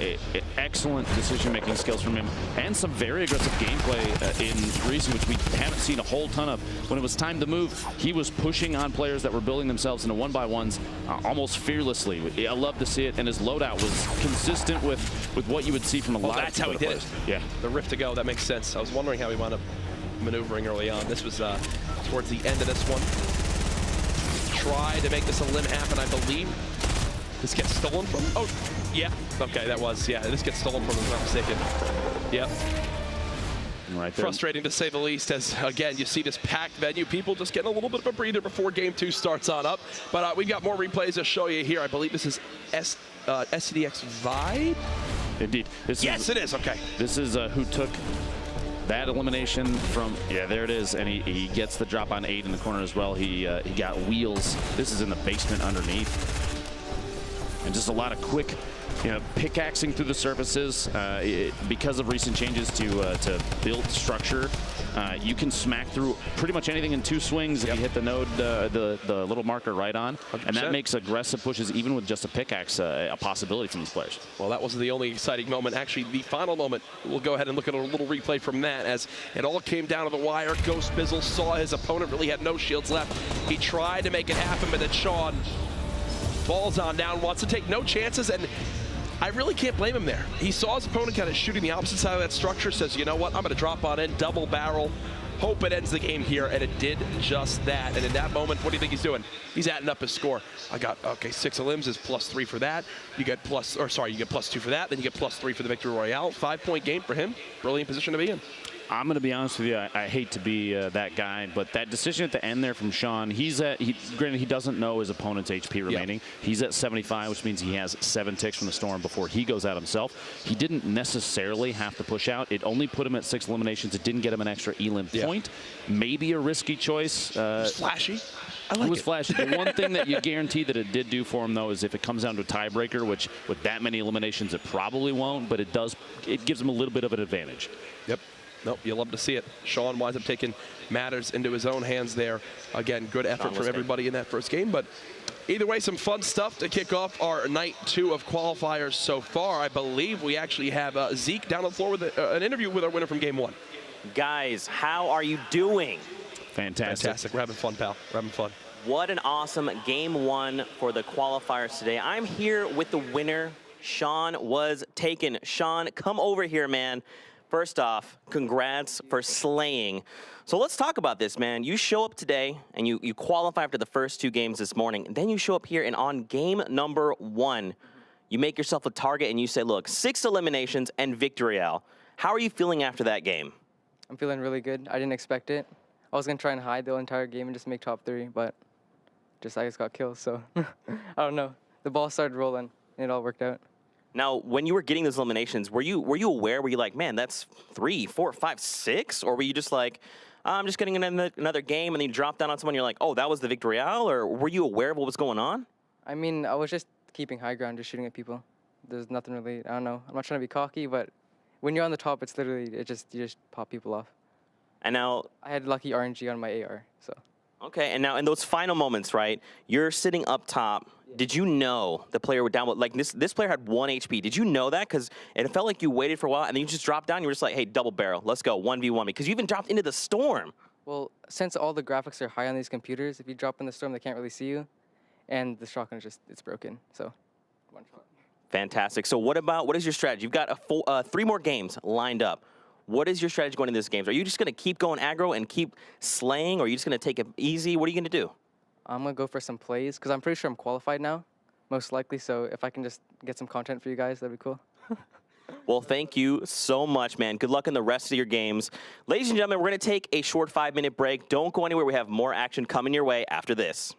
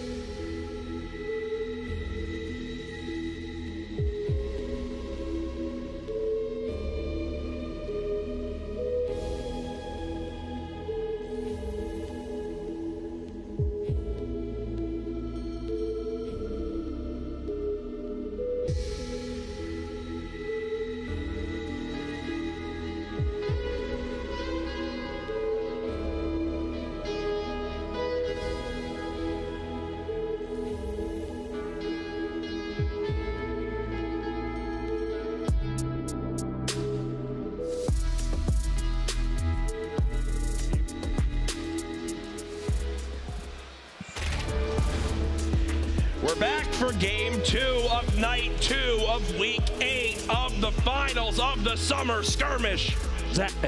Jack, that's a lot of numbers. It is. It is. At this point, I don't know what I'm saying half the time, but we're having a blast up here. Hope you guys are enjoying at home. Again, Courage joined by Dr. Lupo.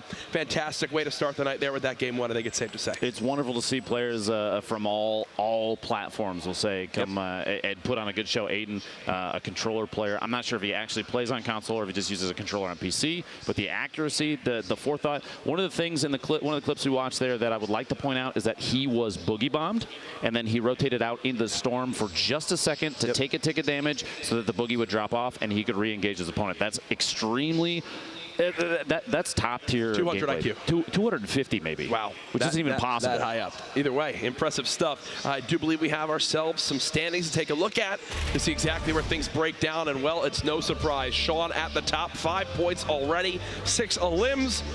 Aiden, who you were mentioning, second, 7 elims and 3 points. Painful, Ghost Bizzle, sees Joystick, a number of these players dropping a ton of eliminations, but you see even over on the right side, 14th Shido had 1 point total because he made it to top 10. No eliminations. You don't even have to engage people necessarily if you're in a bad position, because placement is also important. Top 10 gets you 1 point, and that could put you in the standings. Over to our top 32. Here you see, literally, it's just 1 elim right now has people on the verge of being able to qualify after game 1. Obviously, still 3 more matches to go tonight. So I think that these guys will hope for a little bit more than just 1 elim, keeping them in the running for qualifying for the grand finals on Monday. Again, so many people watching online across the internet, people watching live at the venue. Thank you so much for the support we've seen here. A blast to be here at the culminating weekend of the summer skirmish. What an 8 weeks it has been. Again, some of these players have begun to make a name for themselves, earn themselves spots on some of these pro teams just from their performances up to this point. Then we got some things to share from Twitter that we've been seeing from you guys online that we'll take a look at here in a brief moment. I'm excited. And anything that comes up, make sure if you're putting any clips out there, hashtag Summer Skirmish is super important. Social media engagement, you got to do it. That's what they wanted me to do. I didn't know what he was saying. I got you, Jack. Use the hashtag. There you go. I thought we were pulling up tweets from people. Hashtag Summer Skirmish. Please take clips from anything that you see on the stream, anything, anywhere. Any of this stuff is fantastic content, and share it with your friends. We want to see it all because these are the moments in these games. They're so high energy, and you have people rotating. There's a lot of really good information to take away. Absolutely. And we're going to try and do as much as we can to relay that information to you as we have it. All right. Well, I think we should be getting into game 2 here momentarily. Either way, though, we see some of our front runners so far, how it's all breaking on down, some high elim plays, the admins walking around looking like security guards at a prison, I feel like. Look at everyone's in their booths, everyone's focused and ready. Something to keep in mind about look where at the lobby. Yeah, look at everyone doing the worms together. Doing worms that is incredible. Really intense stuff. Something to keep in mind about the area that they're playing in. It is totally separate from where we are, so they can't hear a single thing of commentary. There's no outside sound. It's a black box. We see Saint there, a player we've had our eyes on a number of times. Hashtag Saint Squad in the chat. But let's get into game 2, Courage. The final week of Summer Skirmish. Can we get some noise in the arena here, please, at PAX? Players jumping out Haunted Hills, Junk Junction, and even Snobby, potentially engagements happening early. It would surprise me if too many players went to the top of the villain layer. You see one kind of floating in, that white arrow on the left side. The reason being, typically, if the drops are directly under the bus at the beginning of a match, especially in competitive, players, they tend to not necessarily go there because the thought that it might be a high-pressure zone, early engagements can be risky. If you're not on top of your loot, the speed at which you can loot, you can put yourself in a bad position. Now, our winner from last round, Sean, was taken.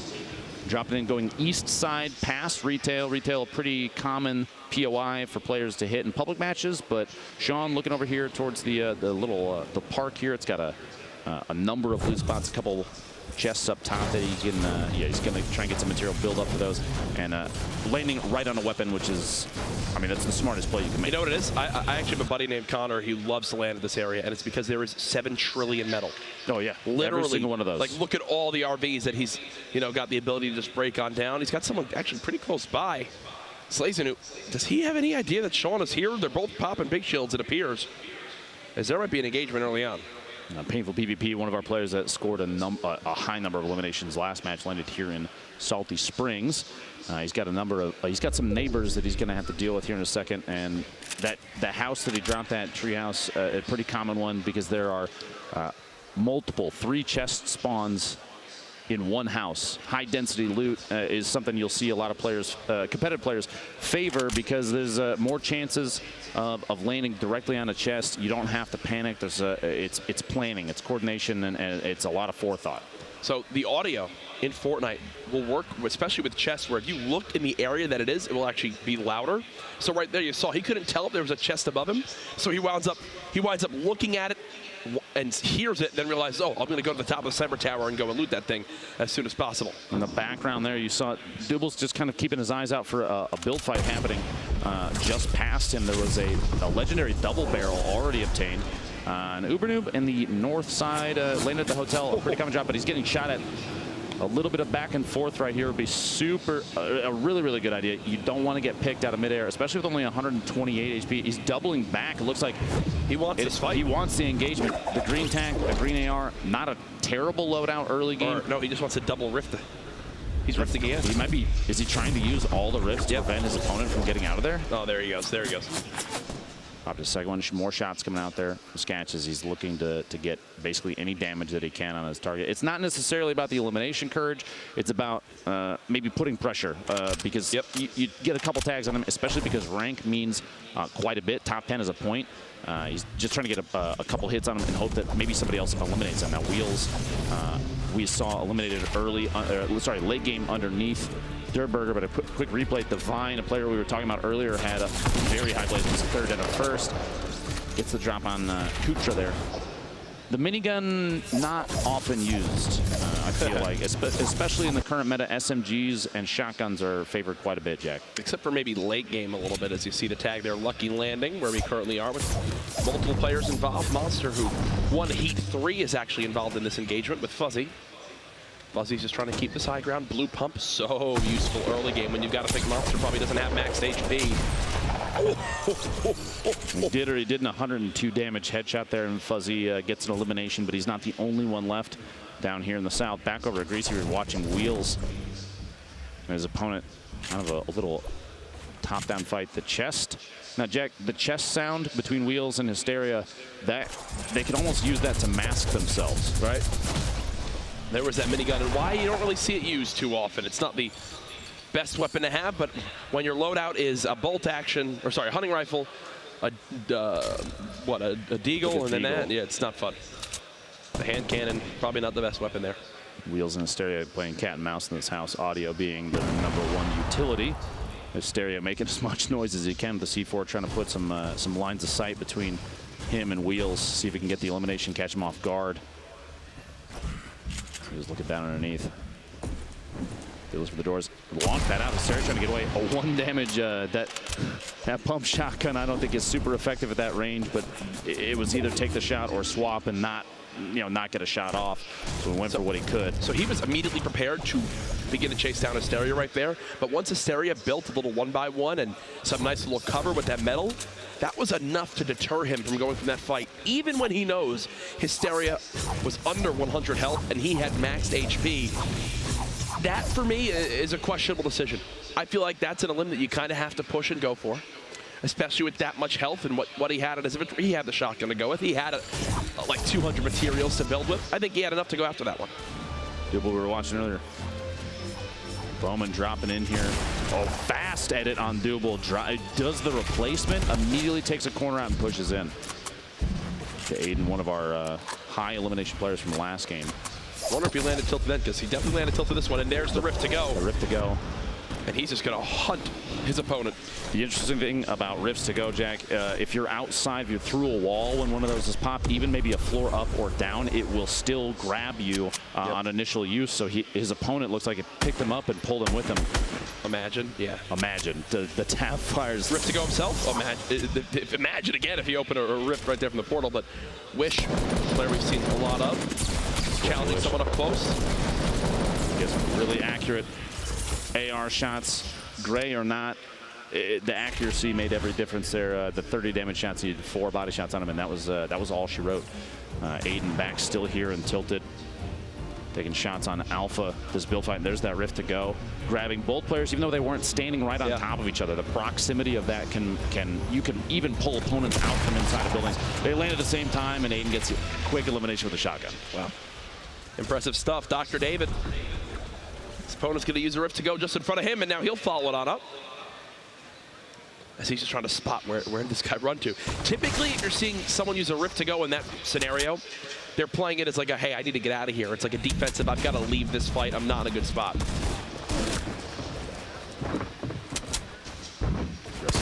Aiden looks like he potentially missed a jump and had to drop back down and build a bit of cover for himself. Sorry, Cat's Toss, my apologies, got the names backwards there. Aiden, the one with the top-down view, pushing and getting as much damage, and every little bit counts. And he gains knowledge even from just hitting one time, because you can see whether or not the damage is white or blue will tell you whether or not the opponent has shield or if they're down to just HP, and that can make the difference between an aggressive push or maybe slow playing a little bit. And if you're wondering how, and look at this from Aiden. Look at this from Aiden. Jump shot, swamping. This should be a quick little cleanup here for him, you'd think. Here's the minis getting popped. He's going to force this, wanting to make sure his opponent cannot heal through the aggression he's putting on. The drum gun, this 50 bullet clip is so good. Yes, the reload's a little bit longer, but it is so worth it in these spots. He can't get out. It seems he's trapped. Aiden, can he finish the elim? There it is. That 52 damage headshot. Another point earned. This is why even the green drum gun right now is one of the most powerful and 100%. most utilized weapons, because up close, when you're at the point where there's no damage drop off, a 52 damage headshot takes an opponent out 50 in bullet clip. 4 hits. 4. Yep. If you hit all headshots, and that's incredibly fast. It's pretty good. I'm being honest with you. I think that's the understatement of the century. Getting super accurate shots there from that green suppressed SMG, but the stink grenade, Logan having to back out. He's got one on him as well. Very low HP, stuck. Look at this zone. Edge. We're seeing a lot of this. This first zone was half off the map. Southwest corner of the map getting quite a bit of play during this qualifier's second game, and we've got a kind of a greasy, shifty area focus. This time tilted, still involved. And if you're Kevy, you're out in Dusty, you can gather up a couple mushrooms, make a little bit of a play on some materials, but you have to move soon. Joystick, the quick peek there. A little bit of damage. You feel naked when you don't have shields, Lupo. And I can tell you that's how Joystick's feeling with how fast he's peeking and immediately building for cover. He's not going to be pushing too aggressively, whether or not his opponent has shield at that point, because getting third party could mean just a quick one shot or like a one burst if all the shots hit. It could put him out of the game. He's going to stay up top, like you said, the very fast. Will be uncrouch, shoot, and recrouch and hide on the ramp. Positioning the ramp can be pretty important too. You see he's kind of shifting around. If he's looking on the opposite side, it would not surprise me if he did a quick edit and change the orientation of the ramp. Now on your screen right now, those top 3 players, even though one is eliminated, they all come away with 1 point already in game 2. Aiden, Crashy, and Airco. But Airco already eliminated, which means Crashy and Aiden, they need push for a couple more eliminations. 2 more apiece will get them another point. That'll put them at 2 points, but they're in a pretty comfortable spot. Even just 1 point, like we've been saying, can mean the difference between making it to the grand finals or not. And Teenage here, stop watching the pushing the opponent. What a shot on Ash. But here's the thing, not able to loot because he only has 7 health. So yes, he wins that fight, but he's immediately got to start sprinting. Can't even get kind of his little gifts that were left behind. The boogie bomb. Uh-oh. They got to get the boogie bomb. He's got to rotate down. Stays out long enough. The boogie wears off, but he's getting. This is Grenader Jake, one of our guest casters from yesterday, now playing in the qualifiers today. That's incredible. Cast yesterday, qualifies today. The jack of all trades, yeah. I would say. Or maybe the Jake of all trades. The Jake of all trades. I'm leaving. That was abysmal. Okay, courage. Oh, man. I thought I was the one that made bad jokes. I love you, Ben. Let's see how Takata plays this one, though. Both players getting third-partied, one from the west, one from the south. No materials left. He's kind of panicking, and great, you picked up 9 metal. It's not going to get you very far. A name we watched earlier, stuck in the bottom of Shifty Shafts, and 1v1 versus opponent gets quick at it. He has an opportunity, gets it on Fuzzy, a jump shot, and uses a line of sight to block the explosion from the C4. An intelligent play and very good positioning there. And just to take note, that was the third elim for Lene in this one. Oh, the trap. Oh, he sprayed it down just in time. Tristan in the middle of that 1v1, as soon as the trap goes down, decides to stop shooting his opponent, shoot the wall out, and then re-engage. That could have gone bad very quickly. Remember, traps doing 150 damage. It's a lot, is how much they do, basically. Yes, 150 is, in fact, a lot. I just checked. It most certainly is. Wait, what is the right side of this map right now? Look at everyone. 1, 2, 3, 4, 5, 6, 7, 8 players roughly in that little ball, plus another one south and north.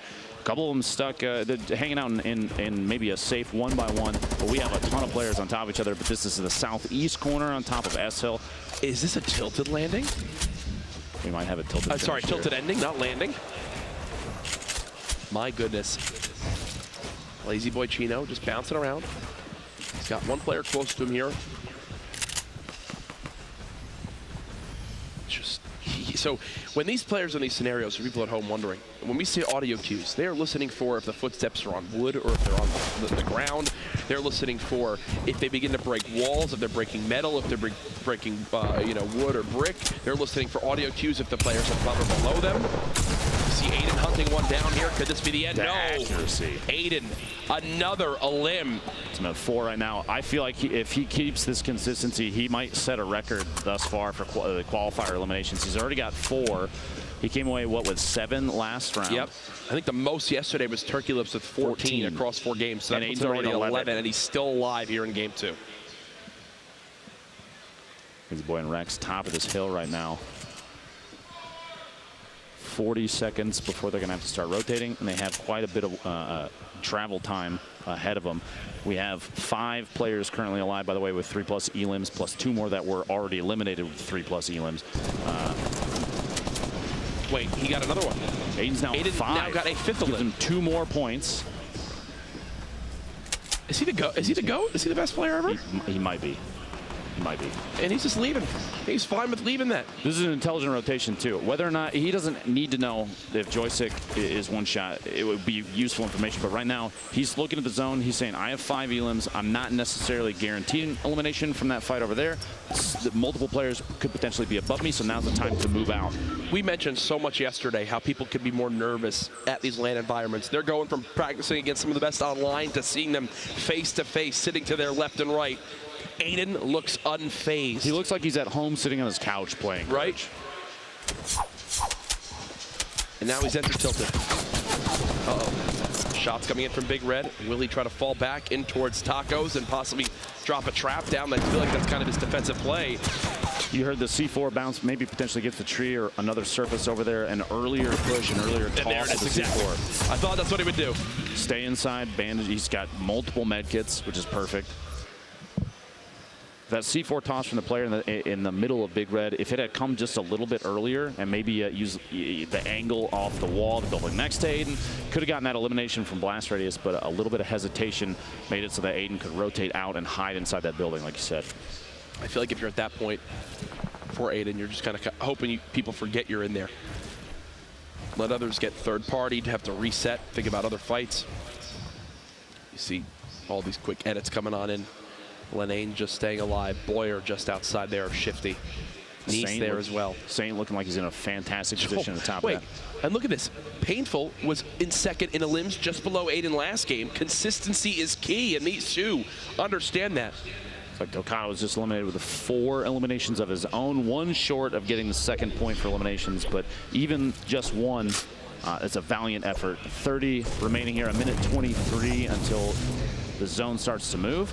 I believe once this zone closes is when the next circle is, that's when the storm starts to mix things up and everybody's got to relocate. Absolutely.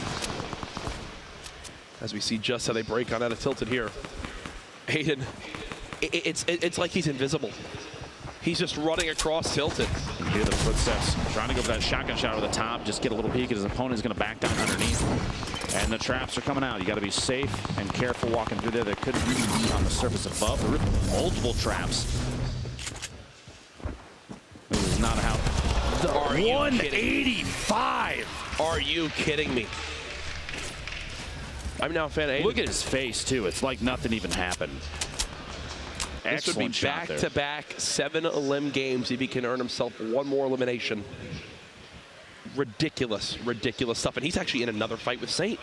He's in another fight of the map. We'll have to keep you updated on that one. As you see, Hysteria still live here. He got 11th in game 1. Was 1 elim. He in that last fight was 1 elim away from earning that top 10 for a point.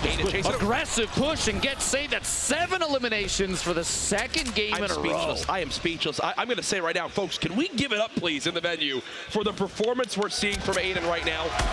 Mind-blowing stuff. 14 elims has already tied #1 from yesterday, which took them 4 games to reach that point. Nobody else seems to be playing nearly as aggressively as he does, and he's taking advantage of that. Maybe it's a thought process. Is this 8? Is this 8? Is this 8? Oh, trap. Okay, the trap stole it. He only took 2 ticks from that, the stink bomb right there. He's still in a good spot. 70 elims. There's 23 people left, and he's smack dab in the middle of the safe zone. Yeah. He doesn't have to play over the aggressive. He's got to take the trap out. You got a bit of loot in there. Watch he needs the AR ammo, and he knows that.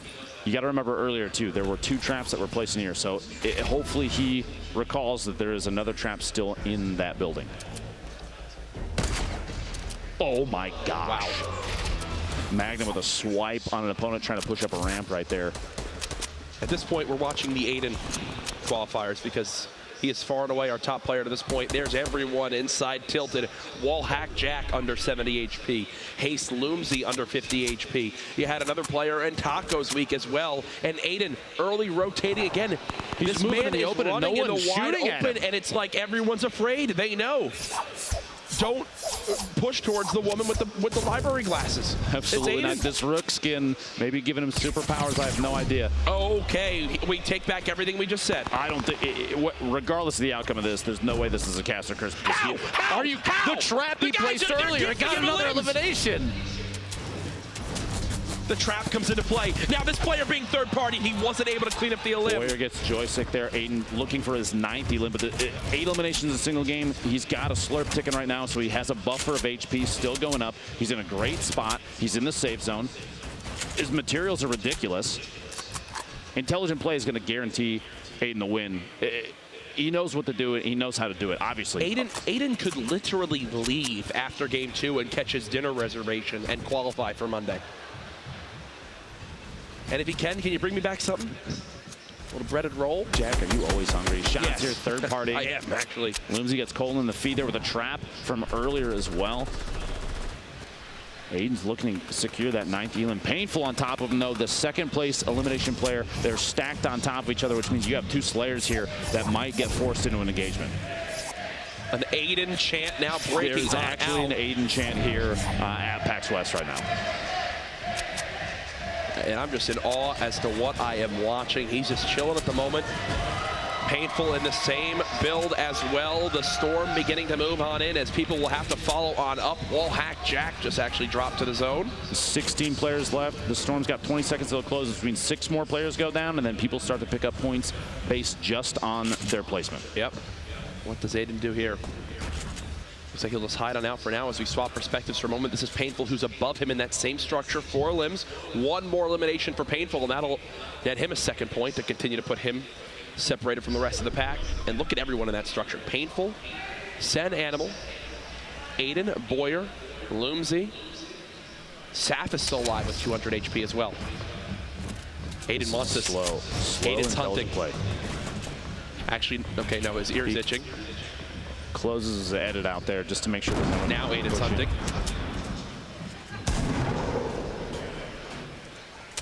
And what the theme I keep seeing, Lupo, is he is absolutely the first to just charge on up and move to the best positioning for the next zone early on.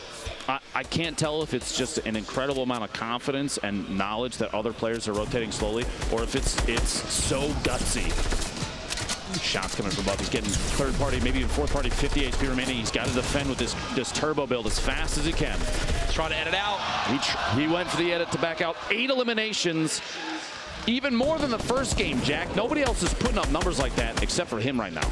Yeah, nobody. PvP doing an excellent job of his own, though. 15 left. He's got 4 of his own. Gets rocketed by Lenane, caught off guard. I shouldn't have said a thing, but Lenane making an intelligent play there and saw him from above. Lenane, look at everyone having to move through that zone right now. Lenane is in a brilliant position to spray on down. Look at all the layers being built, and he says, you know what? I got to catch up with these. Rockets in hand. It's time to throw out the explodes. One drops on in. Going to collapse everyone to the floor as he continues to build above these players. 9 now left. Everyone's still alive. Just earned a point. Eliminates his teammate there. More pushing out forward. Only 6 left as Lenane continues to keep this high ground. The number of layers, the number of little chambers that are being built here. He needed the materials. He had to go for it. At one point in there, it looked like some players were even holding hands almost. Tristan Hip going down to Boyer, an SMG in the feed, but Lenane has the launcher out. He's looking for it. It's not the only explode he has either, Jack. He has a single C4 left, which could come in key for dropping the structure late game, get an opportunity on another player and timing. Multiple remote explosives being thrown. You see, Lenane for a second was wondering if that was his own structure. He only has about 11 more materials he can build. Is he going to try to time this rocket? He is. He tried to blow up the remote explosives as his rocket went to hit. He just barely missed it. A little bit more distance would have made a big difference. Literally, there. one more block would have been enough. Looked like the rocket detonated the C4, which is it's an excellent high IQ play. It's just the distance needed to be different. But he does have it. He's got a top-down view. But like you said, low build count. He's got to start making moves down on the players. Otherwise, the third party here gets the shots. Can't secure the elim. He's starting to take damage from the storm, but he's got to push in 4 left. He's got 5. 2 rockets could be enough to secure 2 of them right here. There's one. How about another? 3 remaining. Doesn't quite connect. 3 players left. 6 elims right now for Lenane. Can he wind up securing maximum points with the 7 elim bonus and the Victory Royale bonus? That would be, I believe, our first 6-point game we've had yet this weekend. There's a shot. Oh. The edit from above from Animal right through the metal surface there. He caught a window and took the shot with a shotgun and got Lenane on the rotation. 1v1 Animal. Animal building out up, and this earns him not only another point for potentially the Victory Royale, but if he gets the final elim, that puts him at 3 eliminations. He's got all he needs. I've got Animal as my favorite to win this game. Let's see if he can secure it here. 10 seconds left in the zone. He's trying to get aggressive for the push. He knows how much it means to get this final elim and the Victory Royale. He can essentially stamp his ticket to Monday's qualifiers if he can get this here, or sorry, the finals if he gets it here. The shot's coming on in. Tries to get the floors and the pyramids going. One player just below. He's going to go to pop the mini, but then has to reset as the shots continue to rain on in. That drum gun so good at cutting down these layers. Smart play to reset. He'll build up top, but again, the volley of bullets continues to spray on in. Animal, when will be his cue to go for it all? He's trying to edit this pyramid. There you go. He's getting somewhere. Trying to create a hole to drop down through right there. He finds an opportunity. You notice he built up, like you said, built a second layer. It's a shot. Weak. There it is. Sav gets cut down. More points earned as we have our victor for game 2. Excellent gameplay from a number of players over the course of that. He's got that number 1 holding it up. And that last elimination gives him 2 more points. Let's take a look back at what just happened. This rotation, the timing, the decision to drop down, and he does get the 55 damage crit there. Switches to the gold AR to finish. Guarantees him the win. Once he gets that 55 clean HP damage, I think he's going to himself, this is a dub. This is really, I'm feeling quite good. And he knew it, immediately starts spraying with that drum gun, has the legendary assault rifle if needed. The victory there for Sen Animal in game number 2 will put us halfway done with tonight's action. And so far it has been quite intense. I love, you know someone's going off when there is a battle royale game like Fortnite, where there are so many stories, so many players, so much going on, but one player, Aiden, can not only get a chant from the crowd. People were actually yelling his name here. It was incredible. But then the majority of the camera time, because the whole story is him. Well, when you're putting up 8 eliminations in a competitive BR environment, it puts him at 15, which, like you were saying before, Turkey Lips yesterday had 14, but I think Aiden right now has the most eliminations in any qualifier thus far. And we're not even done. We have tomorrow as well. We have 2 more games tonight. He could continue a tear. And he's playing in a way that we haven't seen anybody else thus far play.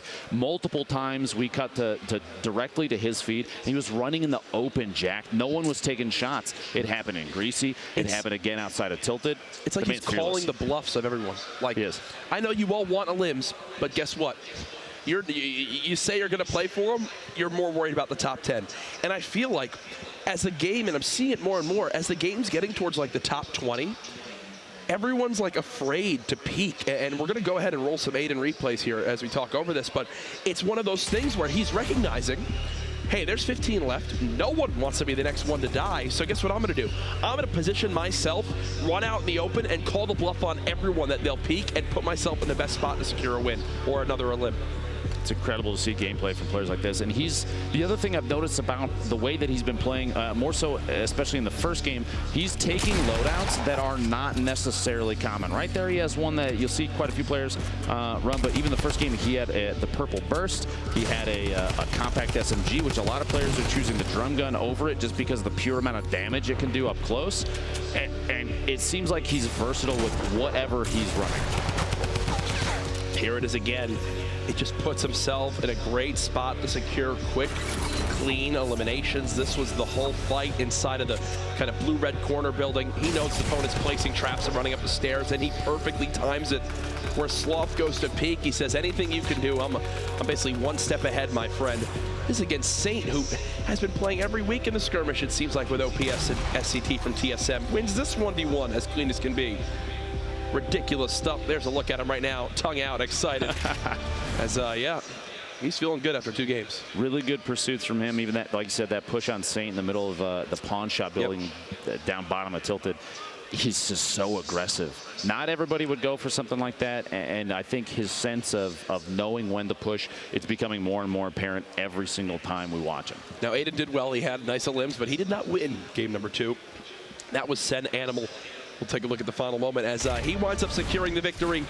And again, the difference in what 2 points could be here, Dr. Lupo, is massive on the grand scale of things. Now, aggressive gameplay might be one thing, but Animal actually, right there, you see he was the one to eliminate Aiden, saying you might be taking out the riffraff, but I'm going to take you out, and he secures that elimination. Also gets the win right here, eliminating Saf as the last one.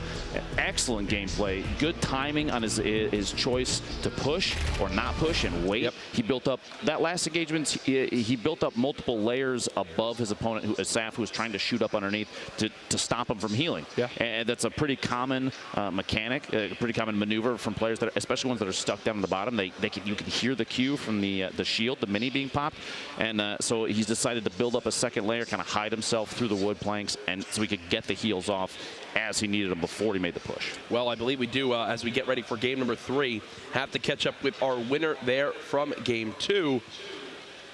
Or no, it's actually not even our winner from game 2. It's the man himself, Aiden. Is he golfing? Yes. He's so relaxed that he's... Disgusting.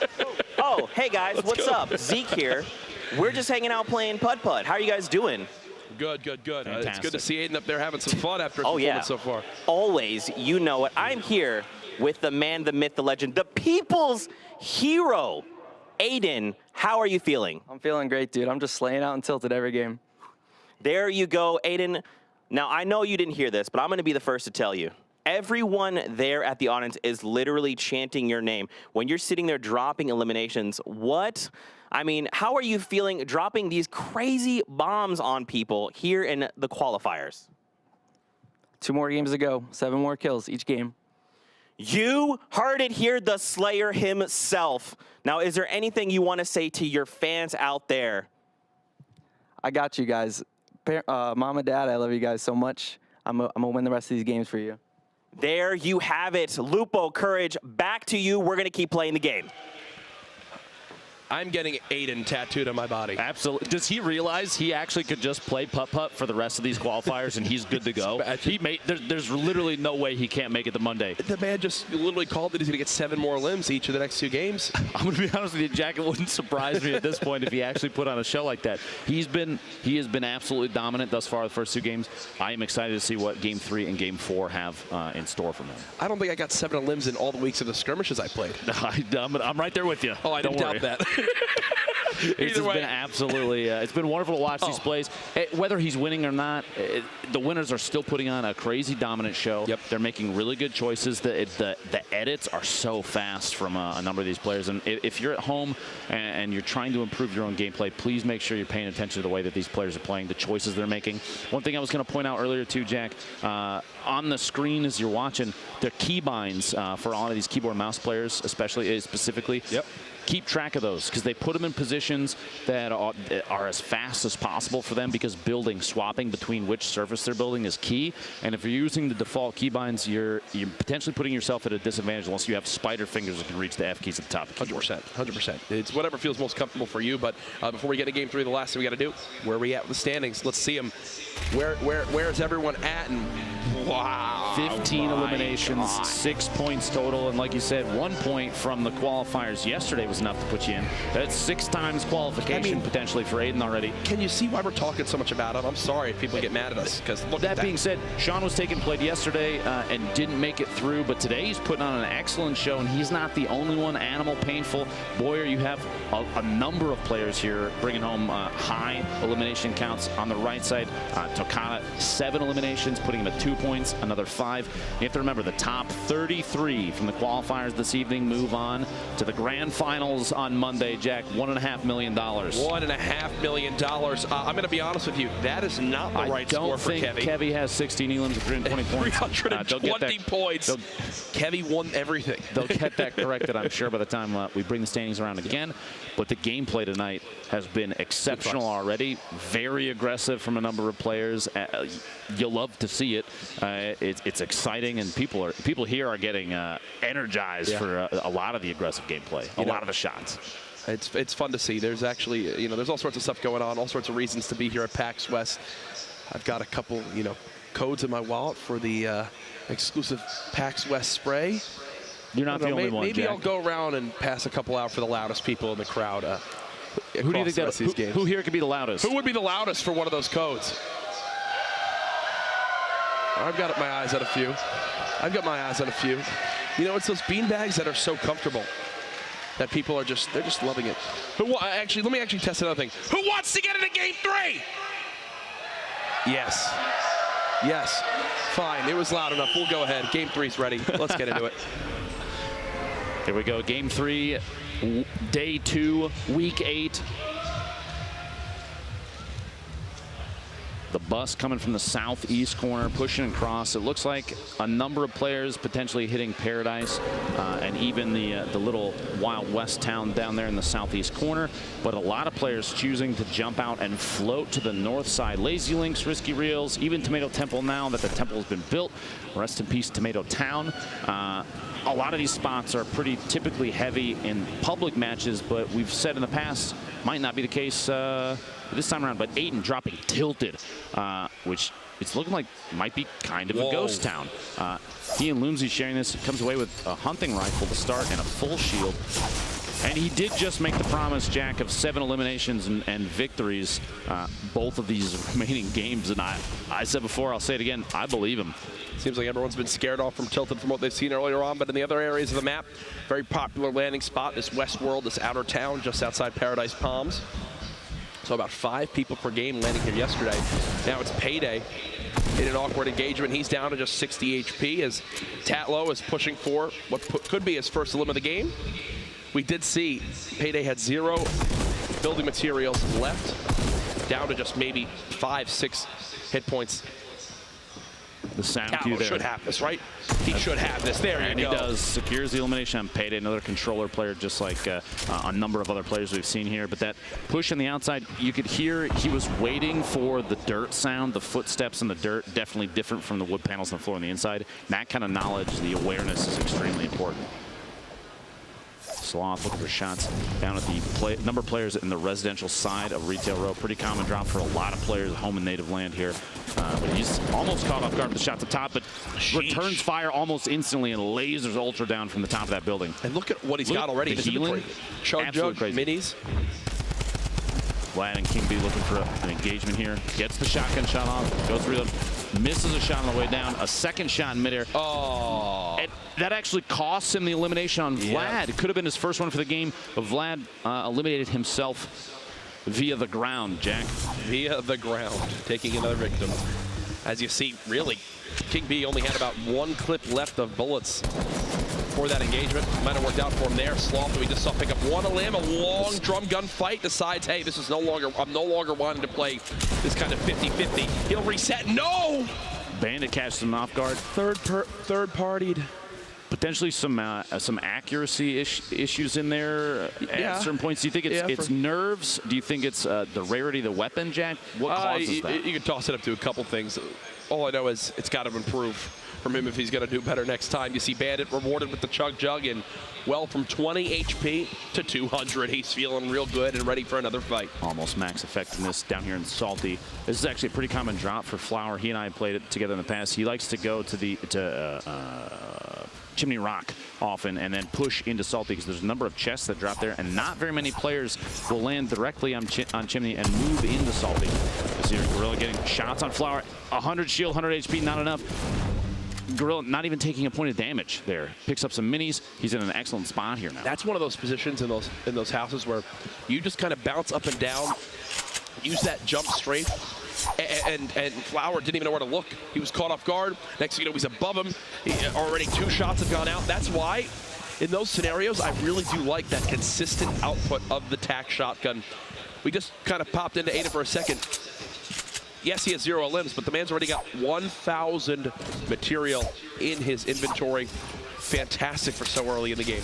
Tilted a pretty common drop in the past to not come out with a whole ton of material especially if it's a very heated drop. But those pallets in the bottom of the new building are a common farm spot. Those pallets, they're so good for harvesting wood.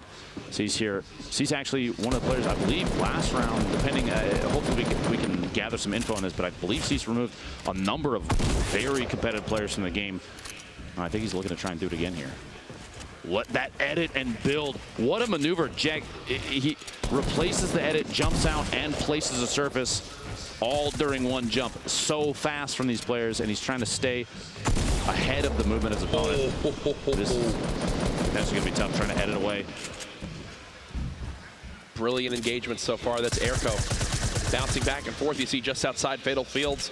What an limb this could be. This would be his first one of this game 3. Remember, we are just playing 4 games in these late night qualifiers, so you get to the point where people are gonna have to make some desperate plays if they want to get on the board. Grenades coming on in. Cease again immediately reacts and responds accordingly. Edits coming in from either side. Love the focus on this fight right now. More grenades being thrown. Cease deciding to play this low ground, falling on down as Airco continuing to listen, try to spot where Cease could be. So on the top right corner, basically a wide angle shot of the engagement as it happens. The spectate tools, Jack, for this are incredible. Oh yeah, absolutely. We're getting angles that we have not gotten in the past in something like this. But a cut over to Nazgul versus Bizzle. Bizzle, as we said before, very common to see him put up big numbers, and Nazgul catches the raw end of that long-range TAC shotgun shot, gets the elimination. So back over here to Cease. What a spray down. Airco getting eliminated during an aggressive push up the ramp, but they met face to face, and that SMG, it'll just tear you up. That was kind of his last ditch effort right there, I believe, and unfortunately doesn't go his way. Here's a look at Grenadier Jake. Grenadier Jake, sorry.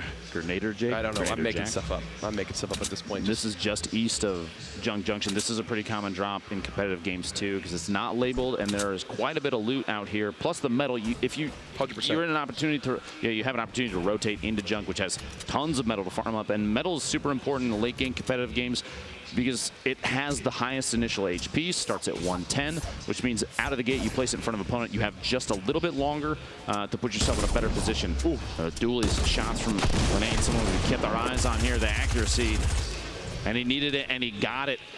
Wow. See these drop downs. That is a very, that's a common tactic from competitive players. They'll put the walls during a fall. Common tactic from top level pro players, yes. Not common from anybody else, as that's one of the tougher things to do in movement.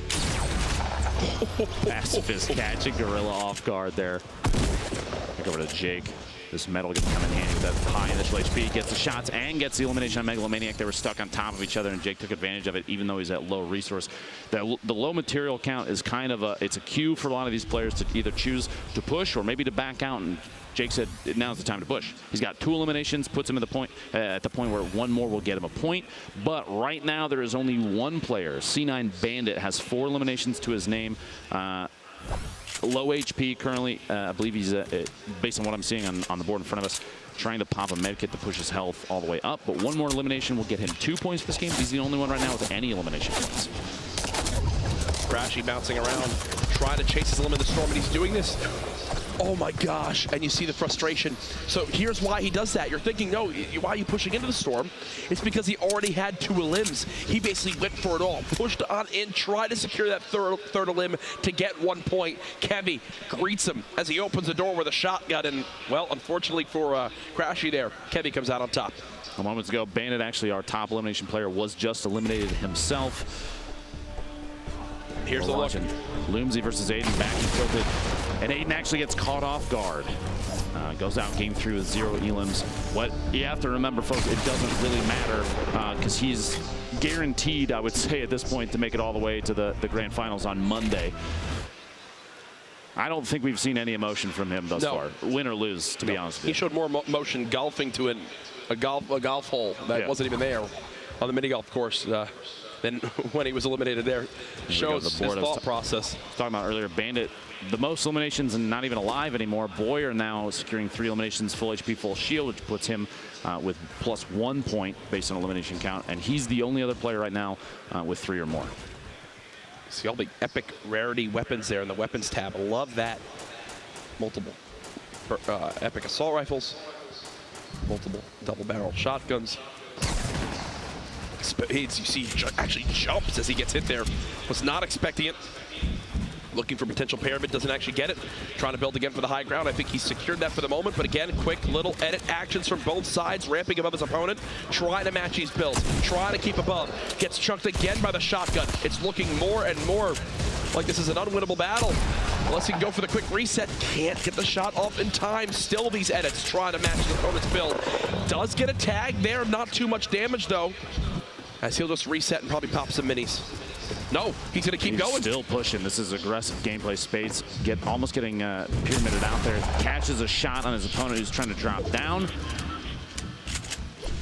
Now he's got to go for it. Now he's got to rush this fight. He still has multiple remote explosives, if that's maybe the outlet he wants to take, but Spades slowly dropping down, and no! Spades. No!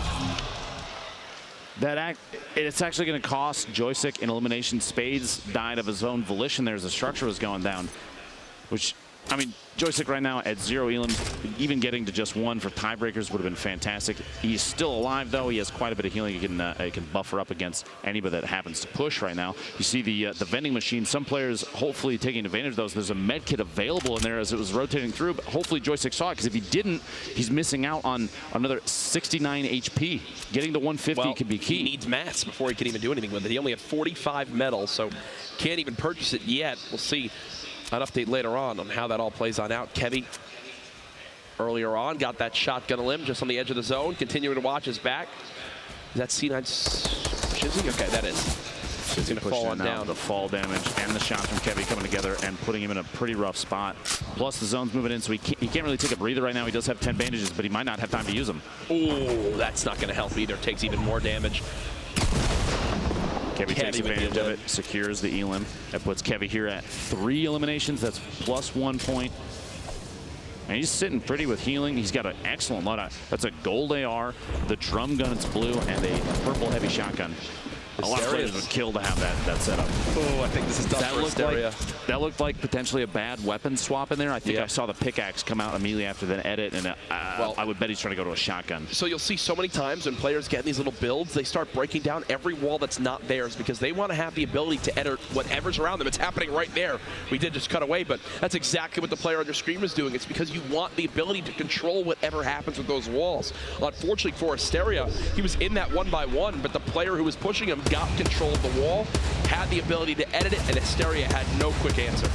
Bottom right there, third-party shots coming there from last season. Excellent position. Looking over Lazy Links on the map there for a second, you saw a lot of players getting pushed in there from the east and southeast side. Even Loot Lake right now is going to be, there's going to be a lot of action there. As you see here, we cut across here. Look at the number of players built up in basically little boxes around each other. Backboarding behind Ranger.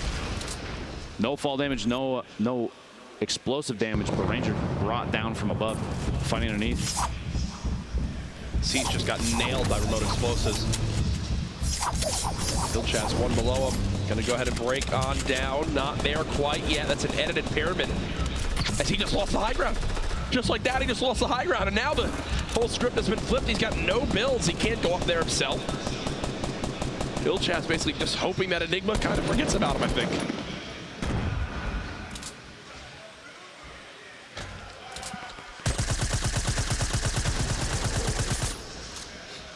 If you're wondering, you know, why is he using an SMG there? It's because he's trying to break through that wall because he's low on AR ammo. This is actually, well, you're going to see in a second who does lose this fight.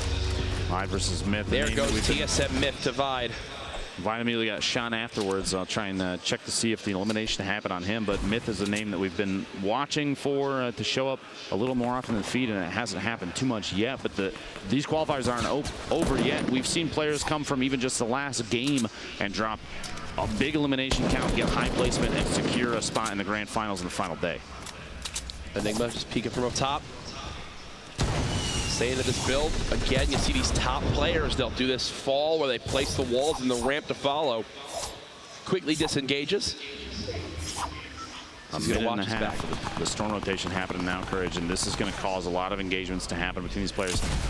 Carlos getting caught off guard, actually catching an opponent off guard, gets Cease on rotation. He was just kind of crouching in his box, waiting for movement from his opponents, and that's exactly how things played out. It's a very forward-thinking movement there. He didn't have to move early. He had enough buffer time against the storm, and the opponents that he was potentially captured in by, they had to move earlier. They were closer to the storm. He just had to wait.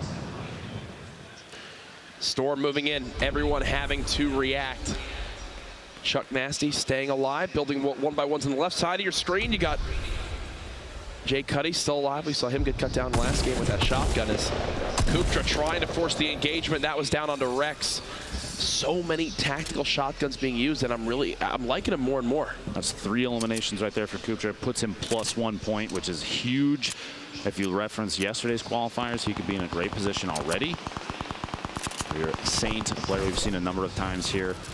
I caught off guard in Tilted last round.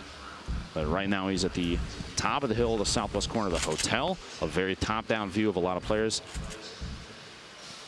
And he's got a couple friends right underneath him. Looks like Tendons is sneaking around to the base of that tower, too.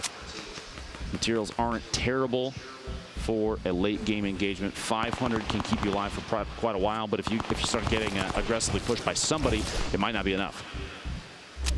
Quickly editing that roof. This next zone, I'm actually really interested to see where it lands, because if it starts to go up towards this mountain and players have to push this high ground, we know what happens, Lupo. Pacifist gets caught off guard there. Whenever that comes into play. There's going to be a lot of players that get scraped off on that mountain. The storm it is ruthless when it comes to positioning sometimes. General of 4 limbs. Kind of just panicking in that one by one, trying to get those minis off in time. We got Linane flying in from above. Look at the top of that tower, seeing if we can make a play. Potentially pushing for elimination soon. Tien has a big shield still to use, not electing to pop it, with it only really giving him 34. Maybe waiting until later. 34 to me, Jack, feels like enough that using the shield now, especially because the rotation will happen soon, I feel like it's a better call to just use it and get as big of an HP and shield buffer as you can. 100%. Couldn't agree more. Logan, see how weak he is at the top of that build. And now it is when it begins to get awkward as Bumboy takes down Colton. I love the reactions each time. It's like, oh, nearly had it. Oh, United's Ashton is actually still in this, as well as CLG Wish. So some of those bigger organizations still with representation late here in a Game 3. Again, we appreciate everyone tuning on in and watching the Fortnite Summer Skirmish. This is week 8, the final week of competition. Everything culminating here at PAX West. $1.5 million on the line for players on Monday. 33 will qualify from this qualifier tonight to earn their spots in that grand final. You see movements like that, the FPS flips the ramp orientation in order to put himself in a position where he can peek shoot over the top of those. He could have backed up the ramp and potentially had an angle, but changing the direction of the ramp is key. And you see a lot of players just flipping those super fast. The left side of the screen, the density of the players is this final circle closing before the movement starts. 26 remaining, and the FPS, the only player with 5 eliminations. That's 2 points for him secured right now, which is huge. And he's trying to stay above his opponents. Don't burn too many materials, though, in my opinion, because a rotation may happen for you as well soon. And unless you catch somebody moving and can get their materials, whatever they drop, which may not be a lot, you're maybe burning through your own defenses too quickly. There are currently 3 players at 4 elims, needing just 1 more to get that extra point. There's one. There's one of them. Wish. Lassie secures his 5th elim, gives him 2 points. We shouldn't feel too bad about that, though. He had a point of his own. I believe that he had 3 eliminations before that. We have Saint there, top of the tower. He's got 2 players below him. Kuptra, who actually earlier we cut to him hit a pretty good snipe. He had another player underneath him, Tendons. Both waiting, kind of biding their time for rotation as the circle. This isn't terrible, but the players at the top of the mountain, they're going to have to move in a little bit. This is the structure in your top right that you see all 3 of these players. As Saints looking down, trying to catch somebody on rotation. This is last, just pushing the east side. This elimination just before which. This is how Lassie's got to 4. Jeez, an entire AR clip with that little ammo. There you go. Catches Ash on the outside, the rotation in. You know those moments in Fortnite where you're like, okay, all right, I'm through his shields. Come on, he's got to be at least a little bit weak, right? A little bit weak. No, he had to fight for every bit of HP. 200 health gets shredded on down there by the AR. It's actually, that package is extremely close to Kuptra. Potentially an opportunity to push for it. Kuptra looking like he's just underneath 100 HP. A body shot from a bolt action will take him out. A well-placed shotgun shot can take him out. Maybe going for that.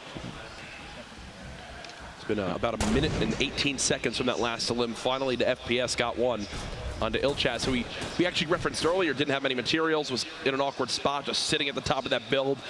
Does finally drop. Here comes another zone move. I believe Satan left to go maybe down the mountain a little bit, just or no, play the high ground? Okay. Just a tiny bit. Now, I would stay as high as possible. It's low enough that you're not panicking about fall damage, but there's a chance that after the circle closes, if he's got the forethought for it, the circle might move south, but it doesn't really matter either way. Look at his ammo pool. 33 small rounds, 8 shotgun shots, and 12 medium ammo, 2 impulses, a launch pad. He's scrounging ammo. Even these taps, these little one-off shots, might be a little too wasteful. He's got to really think about every bit counts. Forced engagements are going to happen, and you need every single one of those shots. Lassius now with 6 elims. Can he get this med kit off in time? If he does, he's in a brilliant spot to keep on playing aggressive. There it is, back up to 150 HP. He is quite far from that next zone. And Lupo, this is what we were worried about, that next zone on the mountain. It's going to scrape a lot of players off on the east side as they have to push across, especially the ones that are furthest from the zone. Now, the FPS, he was eliminated earlier with 6 elims of his own, fell 1 short of the 7 for the +3. Lassius is at 6 eliminations and is still alive at 150. He could secure that 7th elim and get 3 points of his own right now. 100%. Now's the time for some of these players to rotate. Jay Cuddy very, very low. We have a stack of players here. What's the play here, Jack? How do you wait? You have 14 seconds before you have to move. Ooh. The wall goes down just as the rocket connects, and look at Severi's health now. 14 HP. Edit comes in. He's just going to have to go for it. I don't think he has time to heal.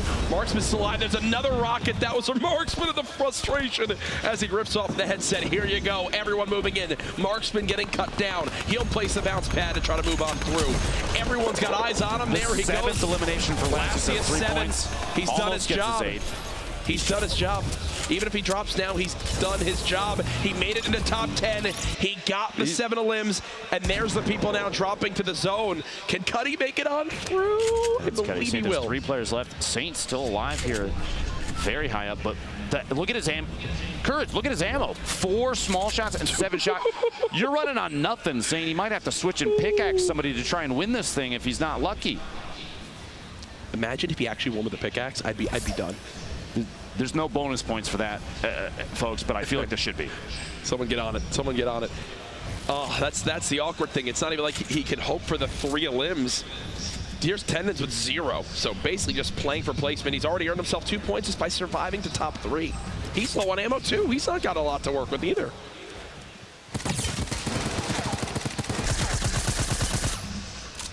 Shots from Tendons burning through potentially Full what clip. he has left. He and Saints both in bad positions for ammo, like you said, and the next rotation is happening. This looks like it might be a push up the hill. He might not be worried about the next zone. He might be going for an Elam here to get that, try and push himself to second and maybe a win. Gets the shot, Tendons gets it. And Saint with basically nothing left. He had 5 shotgun shells. 5 shotgun shells, and he plays it flawlessly. Recognizes the scenario. I cannot really fight a full-fledged fight with how little ammo I have. I've got to look for a third-party engagement. This is his perspective. He hears them fighting. He hears, you know, damage being traded. Okay. Doesn't get that a limit. Would have been nice because it would have actually put him at 3, but in the end, all he cares about is that victory royale. Secures it there, and that'll put him in a pretty position, Lupo, when we take a look at our standings later, as he hopes to earn one of those 33 spots from tonight to make it into the grand final on Monday. 3 points from a victory royale, probably enough based on what we've seen from previous days, so that should feel really good for Saint. As not the first qualifier. He actually played yesterday and did not land top 33, but today I believe he's come back with a little more determination. And even if he hadn't made it today, he could still qualify tomorrow. He could play through the heats again and push his way into qualifiers tomorrow evening and try his hand at getting to the grand finals. Absolutely. Monday. $1.5 million, just crazy. We have one more game to go tonight. Again, we'll keep you up to date on where everyone stands. We'll know who our 33 who have qualified are for the last one, and there's the hype there.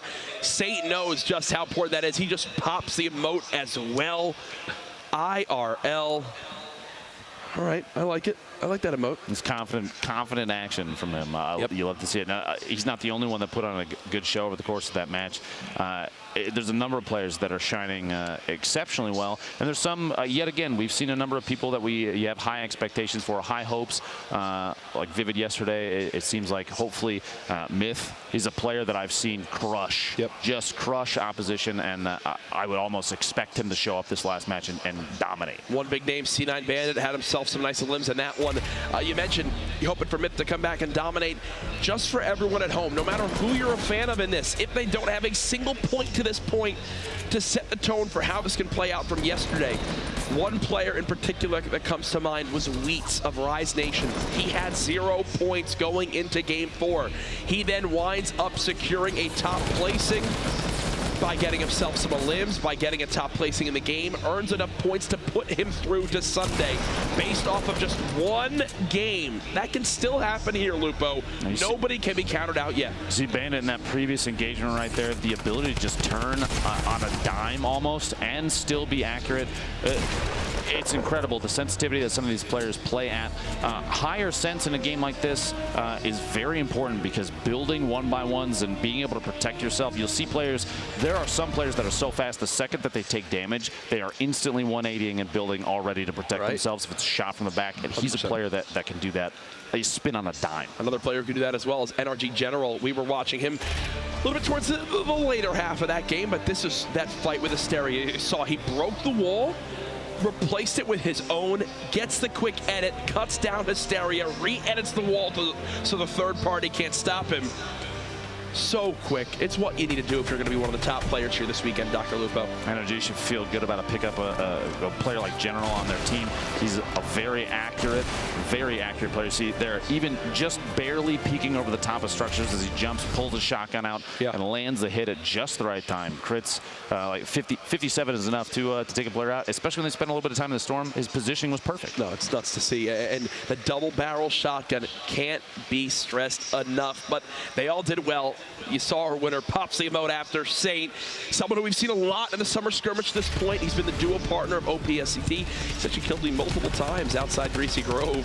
So good to see him do quite well in these final moments. Again, can't stress enough that actually if he got that second elim there, that would have put him at 3 in total, but he's still happy to get that victory royale to earn himself those 3 points. This is a proof of maybe game efficiency. He used almost every single shot he had in his inventory. Even the last 4 small small rounds in his SMG to try and get that second to last elimination, like you said, using literally emptying every magazine that he had to try and get as many points as possible. Nuts, and it's setting the stage for where we currently are.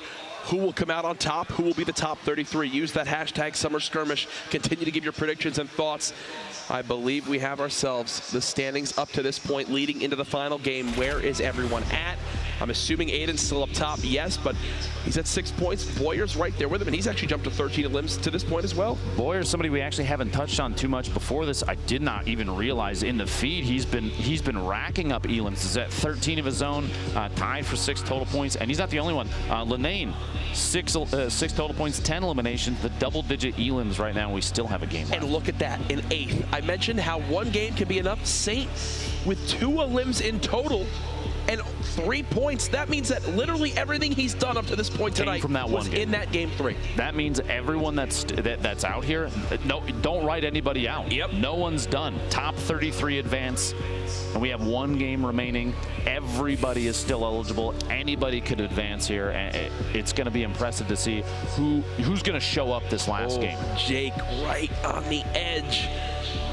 You know, someone out there who's got quite the fan base. Maybe he can make it on through. You see Hysteria and 42nd there, yet to get a point, but that tiebreaker that comes into play. First, it's Victory Royales, number of Victory Royales, which obviously only 4 people can have.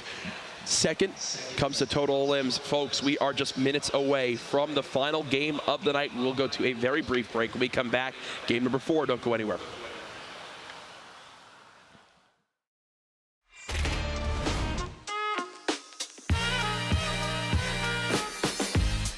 I got fans on Twitch and pretty much my friends, my family. I want to win to make everybody proud. I'm not here necessarily to win. I like the competitive side of everything. It's a once-in-a-lifetime experience for sure. It would be hilarious if a non-pro player beat the pros. So let's get it. Let's put it this way, I'm going to be a Bush boy for sure. Yeah, I'm going to get in the top 10 just to be crushed with that Bush.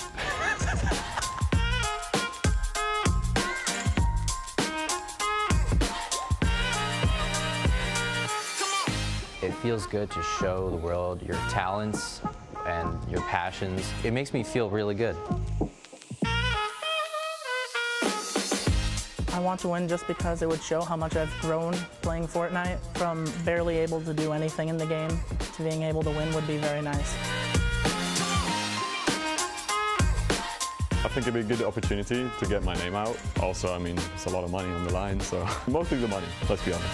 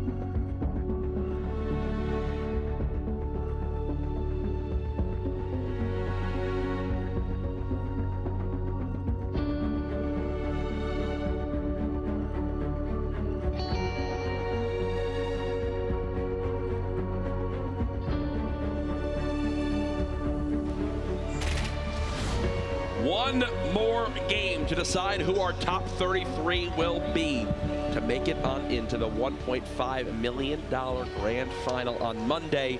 Who will it be? We don't know yet. Anybody still has a chance to, Courage, as we've seen from previous games. Players, like last game, Saint securing 3 points of his own with the Victory Royale, which puts him well within range for qualifying for Monday. So anybody, whether you've gotten eliminations, 0 elims, 0 points, doesn't matter. Because right now, there's an opportunity for any of these players to play out of their minds, get a bunch of points, and make their way to Monday. And that's the beauty of it. Saint just did it. Who else can follow suit? What a fun week we've had so far. The best thing is we're only halfway done after this tonight. We still have qualifying number 3 tomorrow, and then the grand finals that everyone's looking so forward to on Monday. Here are your standings to this point after 3 games. Again, Aiden at the top, 15 elims, 6 total points. Boyer in a close second. Envy Lenane in third at 6 as well. Now you see here the top 33, Jack, on the list here make it into Monday's grand finals. We do have 1 game left, so like we said, it's anybody's game. 2 points, 1 point. Looking down here towards 32nd, Double O Flower, a teammate of mine, and 33rd as well, making their way in. So anybody on this list, regardless of elimination and total point count, now's the time. You can take advantage of it. And a number of these players have elimination counts already, which for tiebreakers will put them high enough to make it in. It could happen. Can we give a quick shout out to Ghost, who have Aiden in first, Bizzle and Saf, I believe, also in the top 10 or 12. Quite well represented here this weekend. It's awesome to see one of these organizations stepping on into Fortnite, getting involved, and having a lot of success. So congratulations to them. Game 4 will be starting here momentarily. Final predictions. If you're a player, you're at 0 right now, do you change anything for Game 4? I feel like dipping in, kind of getting used to the situation and your environment. Act as if you're at home. It's gonna take you the extra mile, because being comfortable in the environment kind of means everything. I'm gonna be honest with you, Jack. I've watched Myth play a ton. He's an incredible player. He's scary fast at everything that he does. I would expect him to show up big this game. I've got it on him, honestly. Let's see how it all plays on out. You know, the question is, who will join 72 Hours as our top player from the night? Last night it was 72 Hours. Who will be tonight? We actually put together a little piece about 72 Hours to learn more about him. Let's take a look.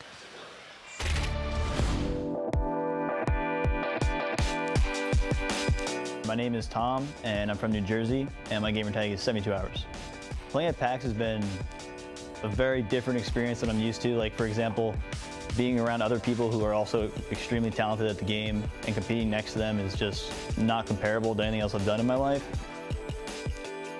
So in order to win today, I tried to play really passive early game and just focus on getting a lot of materials and avoiding those early game fights, because a lot of other players will spend that time fighting, and by then other players will have farmed 4 times, 5 times their current mats. The biggest thing is some people don't understand, I feel like, when to rotate, and that kind of hurts them when they're trying to rotate into zone. They do it too early or too late, and they don't really read the situation correctly, and that's kind of what whittles them down almost, because like your shields and your materials, like it's all currency basically for your life, and people kind of misjudge that, or they'll hold you in storm, which also is really not fun. If I were to win this prize, it would be huge, because I could pay off my house and then I would just be stress-free. I wouldn't have any bills, and I could just move on from there and continue grinding Fortnite. Every one of my teammates has won a summer skirmish, so I feel like it's just the only right thing that I've got to win one too now. So. Ben, you made a gesture the second he brought up one line. Go ahead, talk to me about it. What stands out for you? Yesterday, I made a comment about how these top tier players treat even their remaining HP as a currency for when they can and cannot make moves. And the reason he referenced there, right there, is he made the choice to push outside the zone. He knew he was going to spend that HP currency, so to say, on making an intelligent positioning decision. And it paid off huge. It got him the game win. He had shots on Brandon around the corners. He was trying to rotate away, and he spent that currency at just the right time. Hey, smart play from him. He knows that currency quite well, probably better than most people here, as that's why he finished top in that heat. Let me know. Let us know. Use the hashtag Summer Skirmish is 72 Hours. The player that will come out on top in the end will it be someone from night 2 of the qualifiers. Have we yet to see maybe the winner from this weekend play yet? Either way, folks, it is time for game number 4. This crowd has been wonderful so far tonight. There's a look at the players as well. Oh, God, I'm nervous, Lupo. I'm nervous. The last one, Jack. We still have 2 days ahead of us. Yep. But I want to see just how loud people here at PAX can get. Let me hear it. Yeah! I joined that as well. Could you tell? I could. My ears hurt, but I still love you. Thank you. Now we see the bus coming west to northeast side, right across Tilted. If Nick Merckx were here, it'd be a dream drop, but we have a number of players jumping out early. See that bottom left corner, like I said before, dropping over the water is super important for that. Dropping over the lowest elevation they can to get the parachute to open as late as possible, the glider, so they can fly into one of these loot spots and hit it as fast as they can. The southeast side of the map, potentially getting quite a few players going there. But it's always been a pretty even spread across the map, Jack. Yep. These competitive players, they see these locations, even the non-named ones, as an opportunity. A fight there for a weapon. Aiden picks it up, gets a couple taps, trying to drop down, and this pursuit we saw earlier against Sadie's going for round 2. Gets it, tendons goes down early. No weapon. That spot right there in the corner, pretty common weapon spawn location, but nothing there this time. The tendons coming up rather unlucky as the first elimination for Aiden. Tilted is maybe his home and native as well. On the leaderboards, we saw that it was Saf who's in that top, I believe, 12 right now. Fly Crunch immediately popping that Portafort, wanting to play the high ground and look for where exactly his opponent is in this top Viking Village / Valhalla area. Now, you mentioned earlier Ghost, a team that has a number of high-performing players here. Saf, one of them who is trying to peek for a shot here. No, right? No way. You know you want to. No way. What was that counter peek from his opponent? Very fast. It looked like he potentially contacted around the tree next to him. Both these players trying to get a peek shot on each other, but materials super important. Saf recognized that. He's going to start smacking through these little huts out here to try and gather up as much wood as he possibly can, because this engagement, this is the kind of engagement where you know somebody's going to come out alive and somebody's not. 100%. That's Airco. Bouncing on around, only has the ability to build 4 more walls. There's 2 of them. 2. Player just below gets control of the roof. Doesn't pop in right away. At 120 HP, I'm wondering if he's worried about having more or less than his opponent in this situation, or if he just wants to go for it. Oh, and he knows. He must know that Rex is weak. He probably inflicted this damage himself. Airco trying to go for it.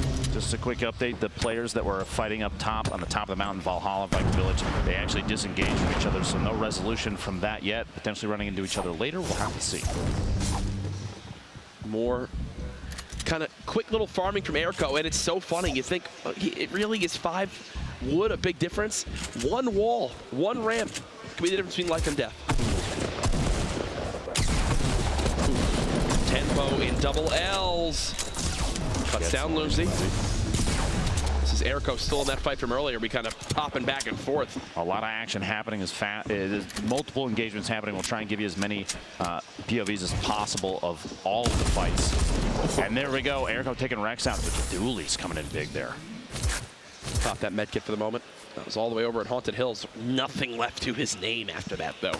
Back over here, this is Cats Talks, who dropped here actually previously and ended up engaging Aiden, I believe, in the second match.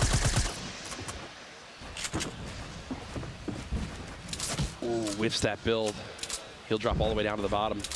And I'm wondering how many people are around here. Is it 1v1? Is there a third party involved? I think that there's a third party. Yes, so it's still Tempo there. There's Aiden and then Cats.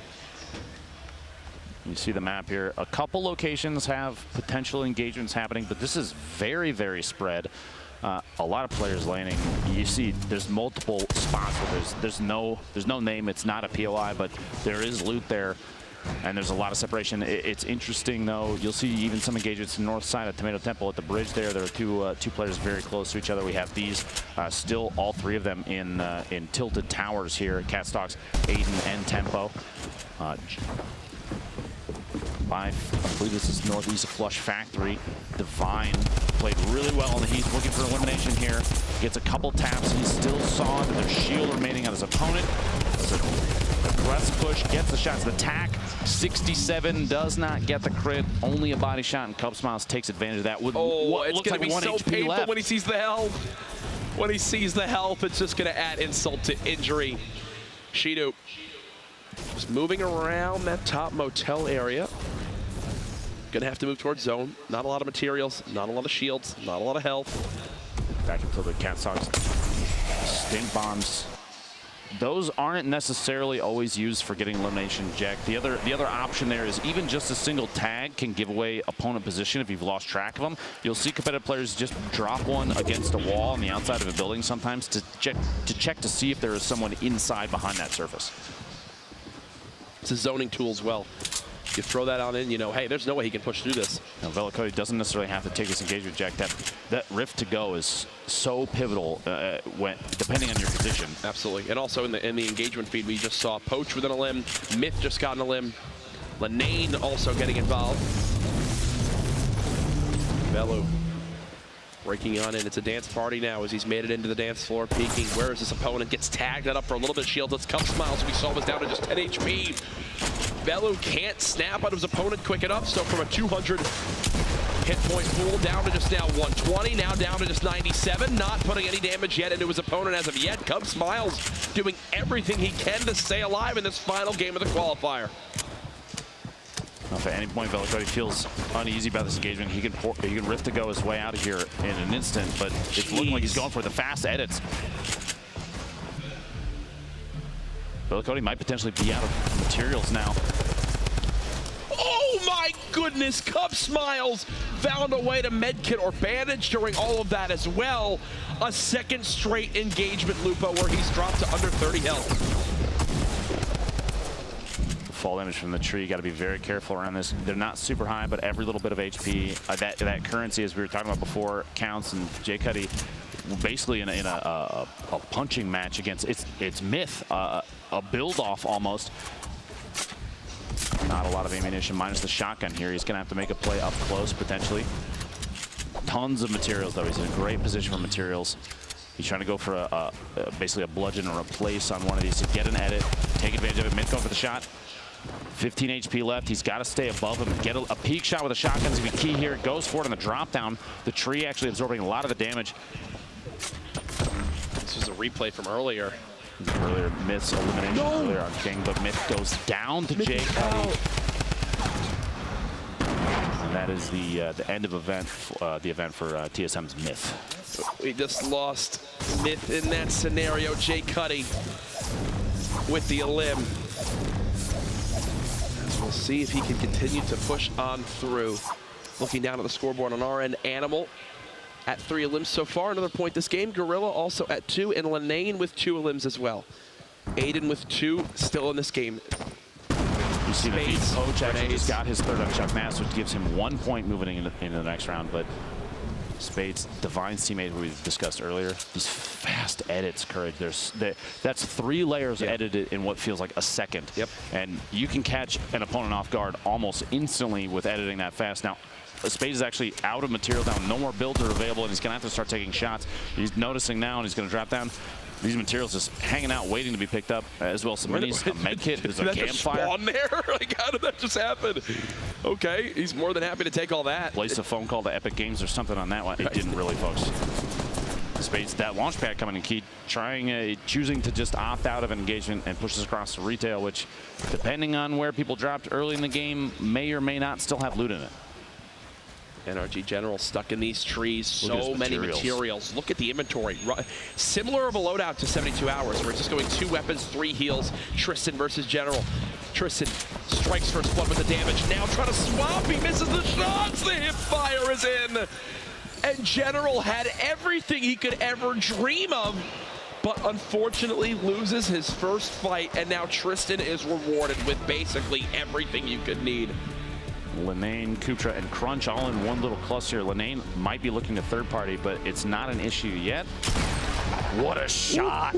Pops out from around the corner and whips the shotgun shot on Kutra. Gets the elimination there. Tatlo stopped the apples. I was wondering if he's going to. He is. He's actually going to stop and eat the apples. The launch pad from Dr. David. Maybe wants this fight.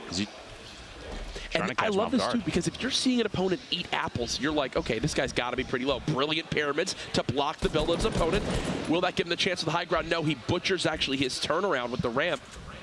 A brutal word, Akers, but you're not wrong. And David's going to have to try and choose another trajectory. Do you still engage in this situation? Do you still engage like David's going for?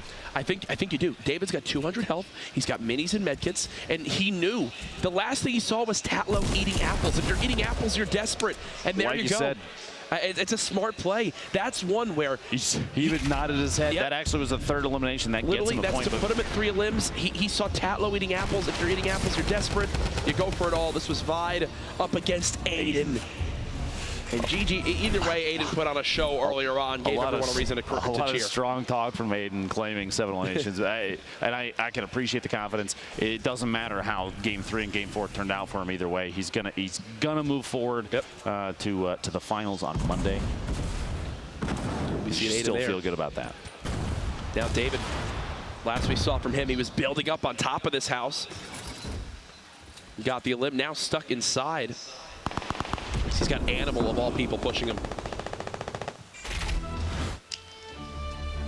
Back on over to Skatch, Kayun, and Bowman. Little 3-player fight. Everyone getting weak, and there's the double remote explosives. 1. How about a second?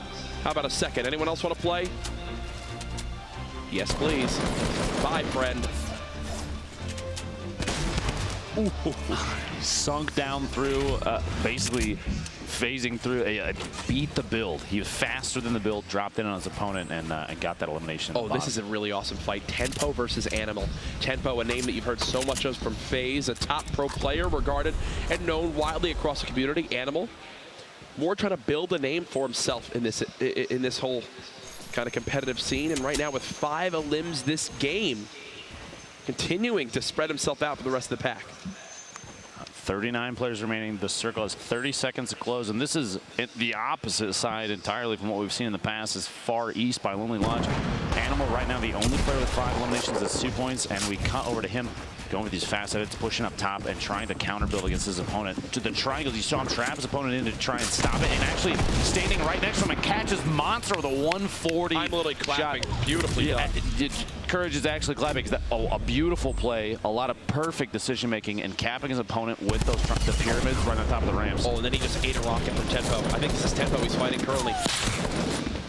Third party as well. He's got minis he can at least use to heal, but his opponent making sure he has no time to breathe. Here's his chance. Popping those minis will put him back up to 86 HP. Still, though, 1 rocket elims him. Will he launch pad out?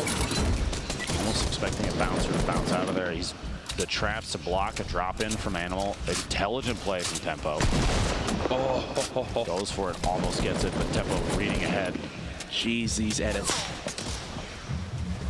A third party potentially sniping in on Animal while they're in the middle. Animal Tempo in the middle of the fight. Tempo knows he's got a huge health advantage. Oh, he loses the build. Gets Drops only it for shield 90. tags.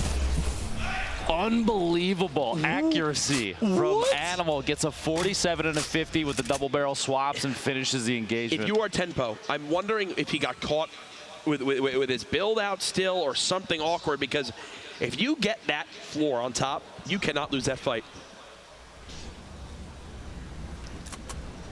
That's one that he needs to win 10 out of 10 times. Joystick might actually have the drop here. Does his opponent even know that? You see him jumping and spinning to look back, but he's just hiding behind the tent. He doesn't have to move. He doesn't have to engage. You got 38 seconds on this rotation now before the storm starts to push people in. Joystick, he kind of just waited it out. He didn't have to do a thing. That's gameplay looking for a top leaderboard position. He's going for this is going to be rank our here highlights after the game. Joystick sneaking out of the zone. A good poach, a player we've seen very often. He secured a number of wins in the summer skirmish with Tim the Tap Man, among other players that he's played with, and he's a confident player. He can put an entire team on his back, Courage, and he doesn't have to right now because we're playing solos. He has 3 eliminations of his own. That's 1 point already. He's in a great spot, too. I mean, this is where Poach excels.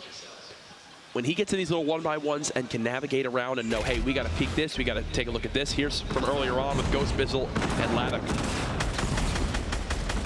Bizzle, wow, the shots, very accurate shots from above. Ghost Bizzle going down. Animal, we had our eyes on him. He has 7 eliminations right now. That's 3 points for him, which is extremely good. Teenage is above him. He might have to rotate into Gorilla depending on the zone next. And we're looking at the point now when this zone closes, the Storm's going to start to move, and this is the cut down of player count is going to happen. Now Teenage underneath. Animal getting a tack shot, 30 damage. He's just going to start pushing into the spray and catches Teenage in the corner. Dude, he is on a tear. And that actually just gave him control of at least the zone area. Another pro player near him, it's Gorilla from Team Envious. 8 elims for Animal. Is tied, I believe, for the most we've seen in a single game with what Aiden dropped in the second game. And he's going for elim number 9. Look, he's not stopping. Here's the zone. You see a lot of players. Everybody pretty much already inside the next safe zone, but the positioning here, it's going to be key. Whether or not you have to move quite a bit for the zone or not. Gorilla just kind of staying. Animal, it's like he scared him with those explodes and now has made his move towards a safe zone. My apologies, I misspoke on which circle it was. We still have one more shrinking down before the movement starts. So 29 players at this point. 8 elims for Animal. He's going to have to start moving in, catch him off guard, get the shot, 70 plus. Still has minis. The opponent, you know, still potentially has shield. Didn't get there's a sound effect that happens, Jack, when the shield gets popped. It's one that a lot of these players have memorized. But look what this is doing. Shivzy had the health advantage. Now it's the other way around, but almost caught Animal tried to greed the big shield, and just like that, he's down to just 52 HP, and full panic is set on in. Oh, is he gonna get this big shield off this time? Nope, Shivzy will not be able to strike. He's actually using this time to pop bandages himself, so Animal will have the health advantage. And Shivzy knows this, which is why he's backing on up. Here's your leaderboard. Animal literally doubled the next closest elimination count from Bowman SC, which is crazy. The number of eliminations that Animal has secured. Gorilla and Poach, as well as Vide, all 3+ eliminations. It's a single point for each of them. You see down C9 Shivzy and the rest of the board sitting just underneath 3 elims for a point. Ooh, and Animal actually still has a launch pad still. And I like this from Animal. Putting that launch pad in his first slot, making sure he can use it in a panic moment, right? Second, he needs to get out of somewhere. It's not on his other trap or anything like that. It's just immediately right on his quick swap.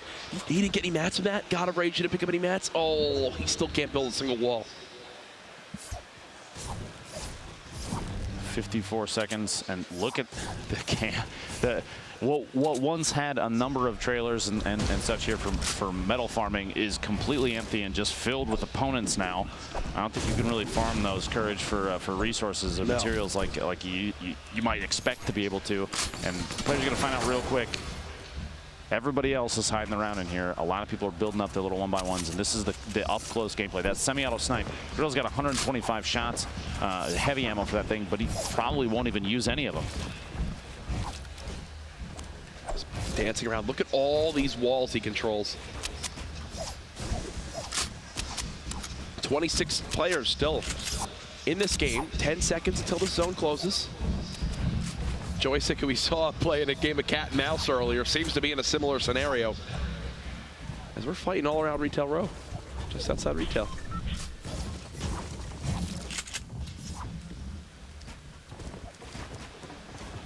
There we go.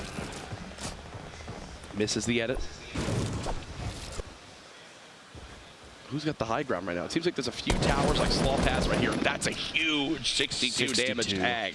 He's got another opponent on the open. Just a quick tap, 26 shield, which is enough probably to make that player. You look for people to panic build a little bit. Catches another player rotating. You see, as soon as they start to take shots, materials get used, whether you land hits or not, and so you're whittling down your opponent's resources, whether it's HP or what they can build.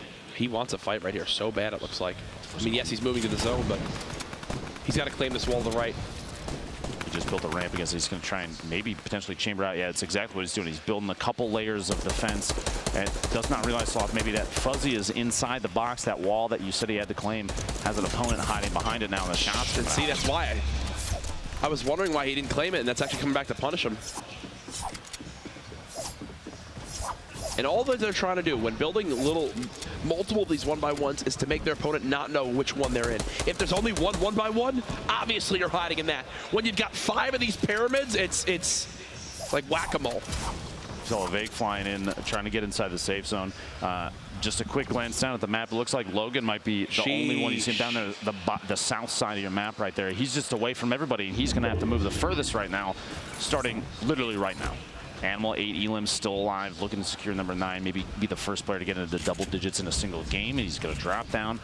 He's building up layers underneath himself so that the structure up top can't be knocked down instantly. People can't just drop a single rocket and he'll have to experience fall damage, something like that. Even covering the traps like that can be super effective. You'll find people that'll try and push up from underneath and get caught off guard by just place that wall trap. on the ramp. Yep. Animal still in this one, building above the pyramids. He's got the high ground now, and he's got bounce pads. And the beauty of this is, even if someone shoots down the structure, he's so high up that he can place a panic bounce pad, which he didn't get to do yet. He's trying to do it. Okay, that was all the fall, but you saw he was spamming, hoping he could place it because he thought the whole thing was going down. The number of players stacked on top of each other in this. Everybody is inside this thing right now, and they're all going to have to move. If you look at the mini-map, a west-northwest push from the storm here. She is a cruel mistress, and players are going to find out real quick. Everybody that's in here, they're all going to have to move out, and in my opinion, an earlier move right now, the better, because they're all worried about everyone that they can hear vertically. Now's the time to get out of there. Will they do it is the question.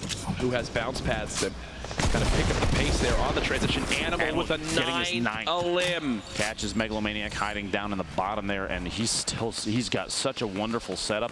A lot of up-close combat available for him, and he's not going to go down easy in a 1v1. Look at all these people stacked. And Animal did use a bounce pad to cross in hilarious. He Shivzy just launch padded. Boo-Boo-Boosh just did the same. Players flying on in, stacking and building above each other. Sloth now.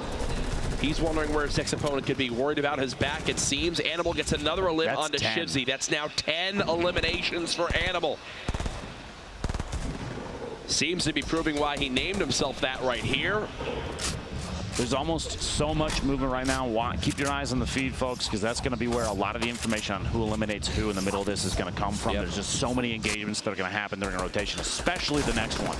A southwest push. Levake has the top down, and there's so many fights happening simultaneously. You see Sloth goes down to Nazgul in the bottom. A number of fights. Hysteria and Enigma are on top of each other in the feed. Poach gets Animal, goes down with 10 elims. Gorilla taking out Joystick, who was hiding behind the tent earlier. So many players fighting for position right now because 4 more eliminations means top 10 for the remaining players, and that's a point apiece. This is prime Poach right now. This is when Poach is by far one of the scariest players in all of competitive Fortnite. Don't box this man in. You will regret it. Yeah.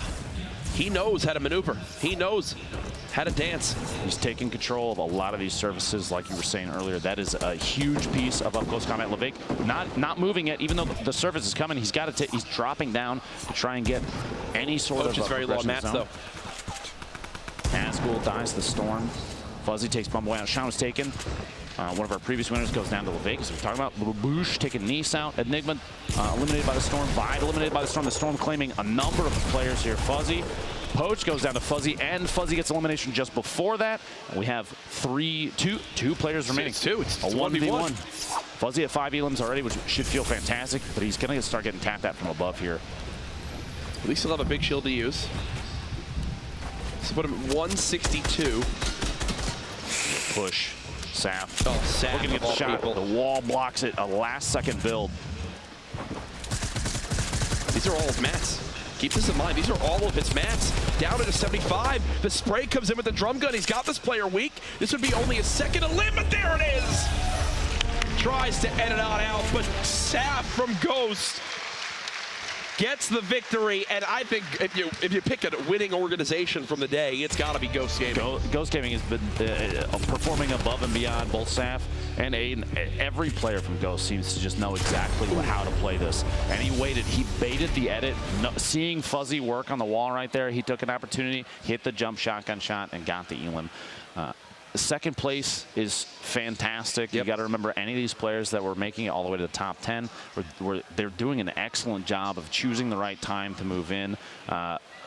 let me point out, too, Animal had 10 elims. Second place eliminations had 5. Sheesh. He doubled the performance of both Fuzzy and Vi, who both had 5 elims that game. That's 2 points apiece for them, but it's not 3 points. Animal taking home the 3 points for that. Just excellent game. And he was already towards the top of today because of his placement earlier on. So he's feeling quite good. We actually have an interview with Animal coming up, not quite yet. Either way, we still have our standings to update you on, see exactly who our 33 players are to qualify for Monday. But after 2 days of qualifiers, we now know 2/3 of the lobby, Lupo. Let's take a look at some Animal highlights, though, before we get into the interview with him in just a few brief moments. This is someone who I think is kind of one of our standout players from qualifier number 2. This was aggressive gameplay that a lot of players look for, or a lot of spectators look forward to seeing. Those kind of maneuvers. He dropping the nade in there. These shots get Tempo. This is incredible. It looked like Tempo potentially hit shots against the surfaces that were around the Animal as he hid in his cubby hole. Yep. And then the spray.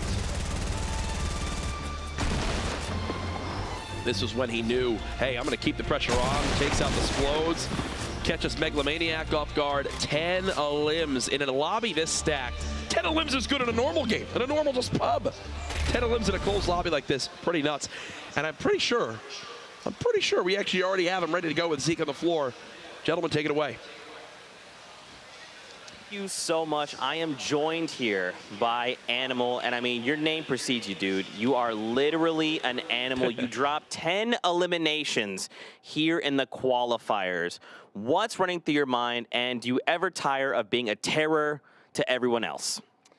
Once you get that double barrel in your hands, you just feel like you can do anything. Play around in the boxes and the turtles, and outmaneuver your opponent, and anytime they get close to you, they're just dead. So anytime you get that, you can just lay out. Now, what was the preparation like leading from the weeks of Summer Skirmish here to PAX? I mean, I play Scrim 7 days a week, multiple hours a day, probably 6 to 8 hours a day playing Fortnite, so yeah. Do you ever get tired of Fortnite? It's a lot of Fortnite. I mean, it's a grind, just gotta do it. No, never really get tired of it, to be honest. It's the most fun part of the game is playing scrims every night, honestly. Now, question for you. What is your strategy going to be like here going into the final game, or rather finals? I want to have a good mixture of slaying out and placing because, I mean, if you slay out and place, you can get the most points. So, yeah. Now, here's the thing. You know, everyone out there is obviously loving you, right? Because you're just running around the double barrel and just point blanking people. Like, what's going through your head, right?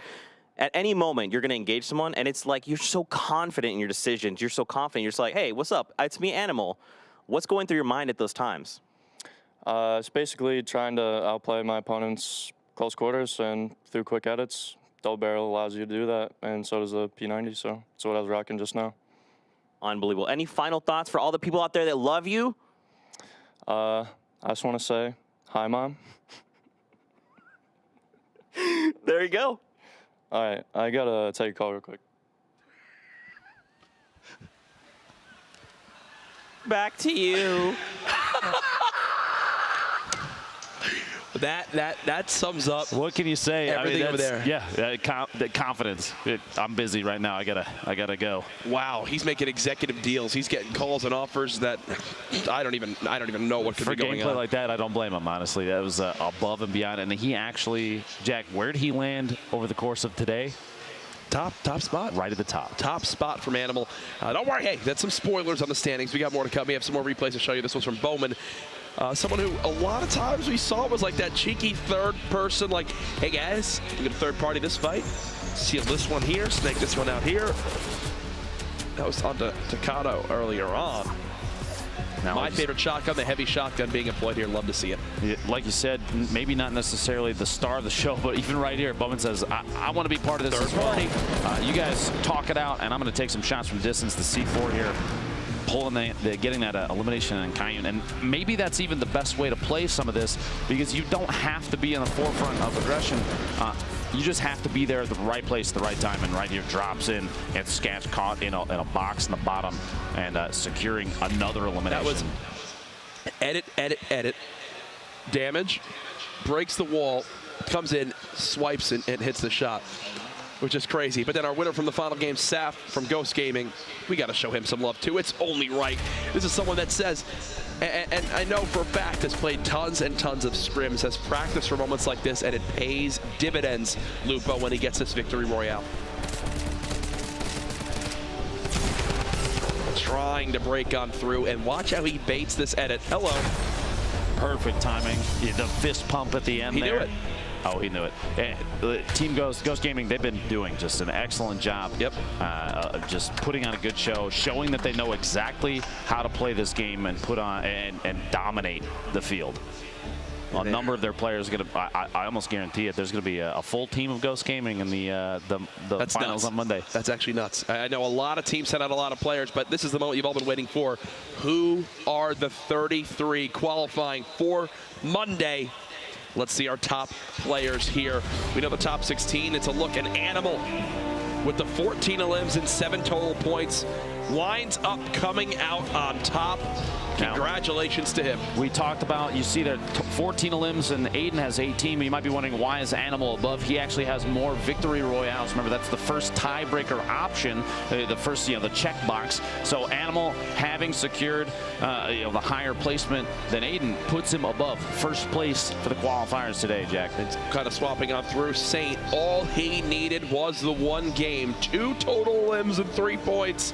That was it. That's all he got. That's all he needed was one victory royale. Congratulations to him. Saf in that 5th spot. Again, wasn't putting up monster elims, Lupo, but that final game puts him so cleanly in a top 5 position now.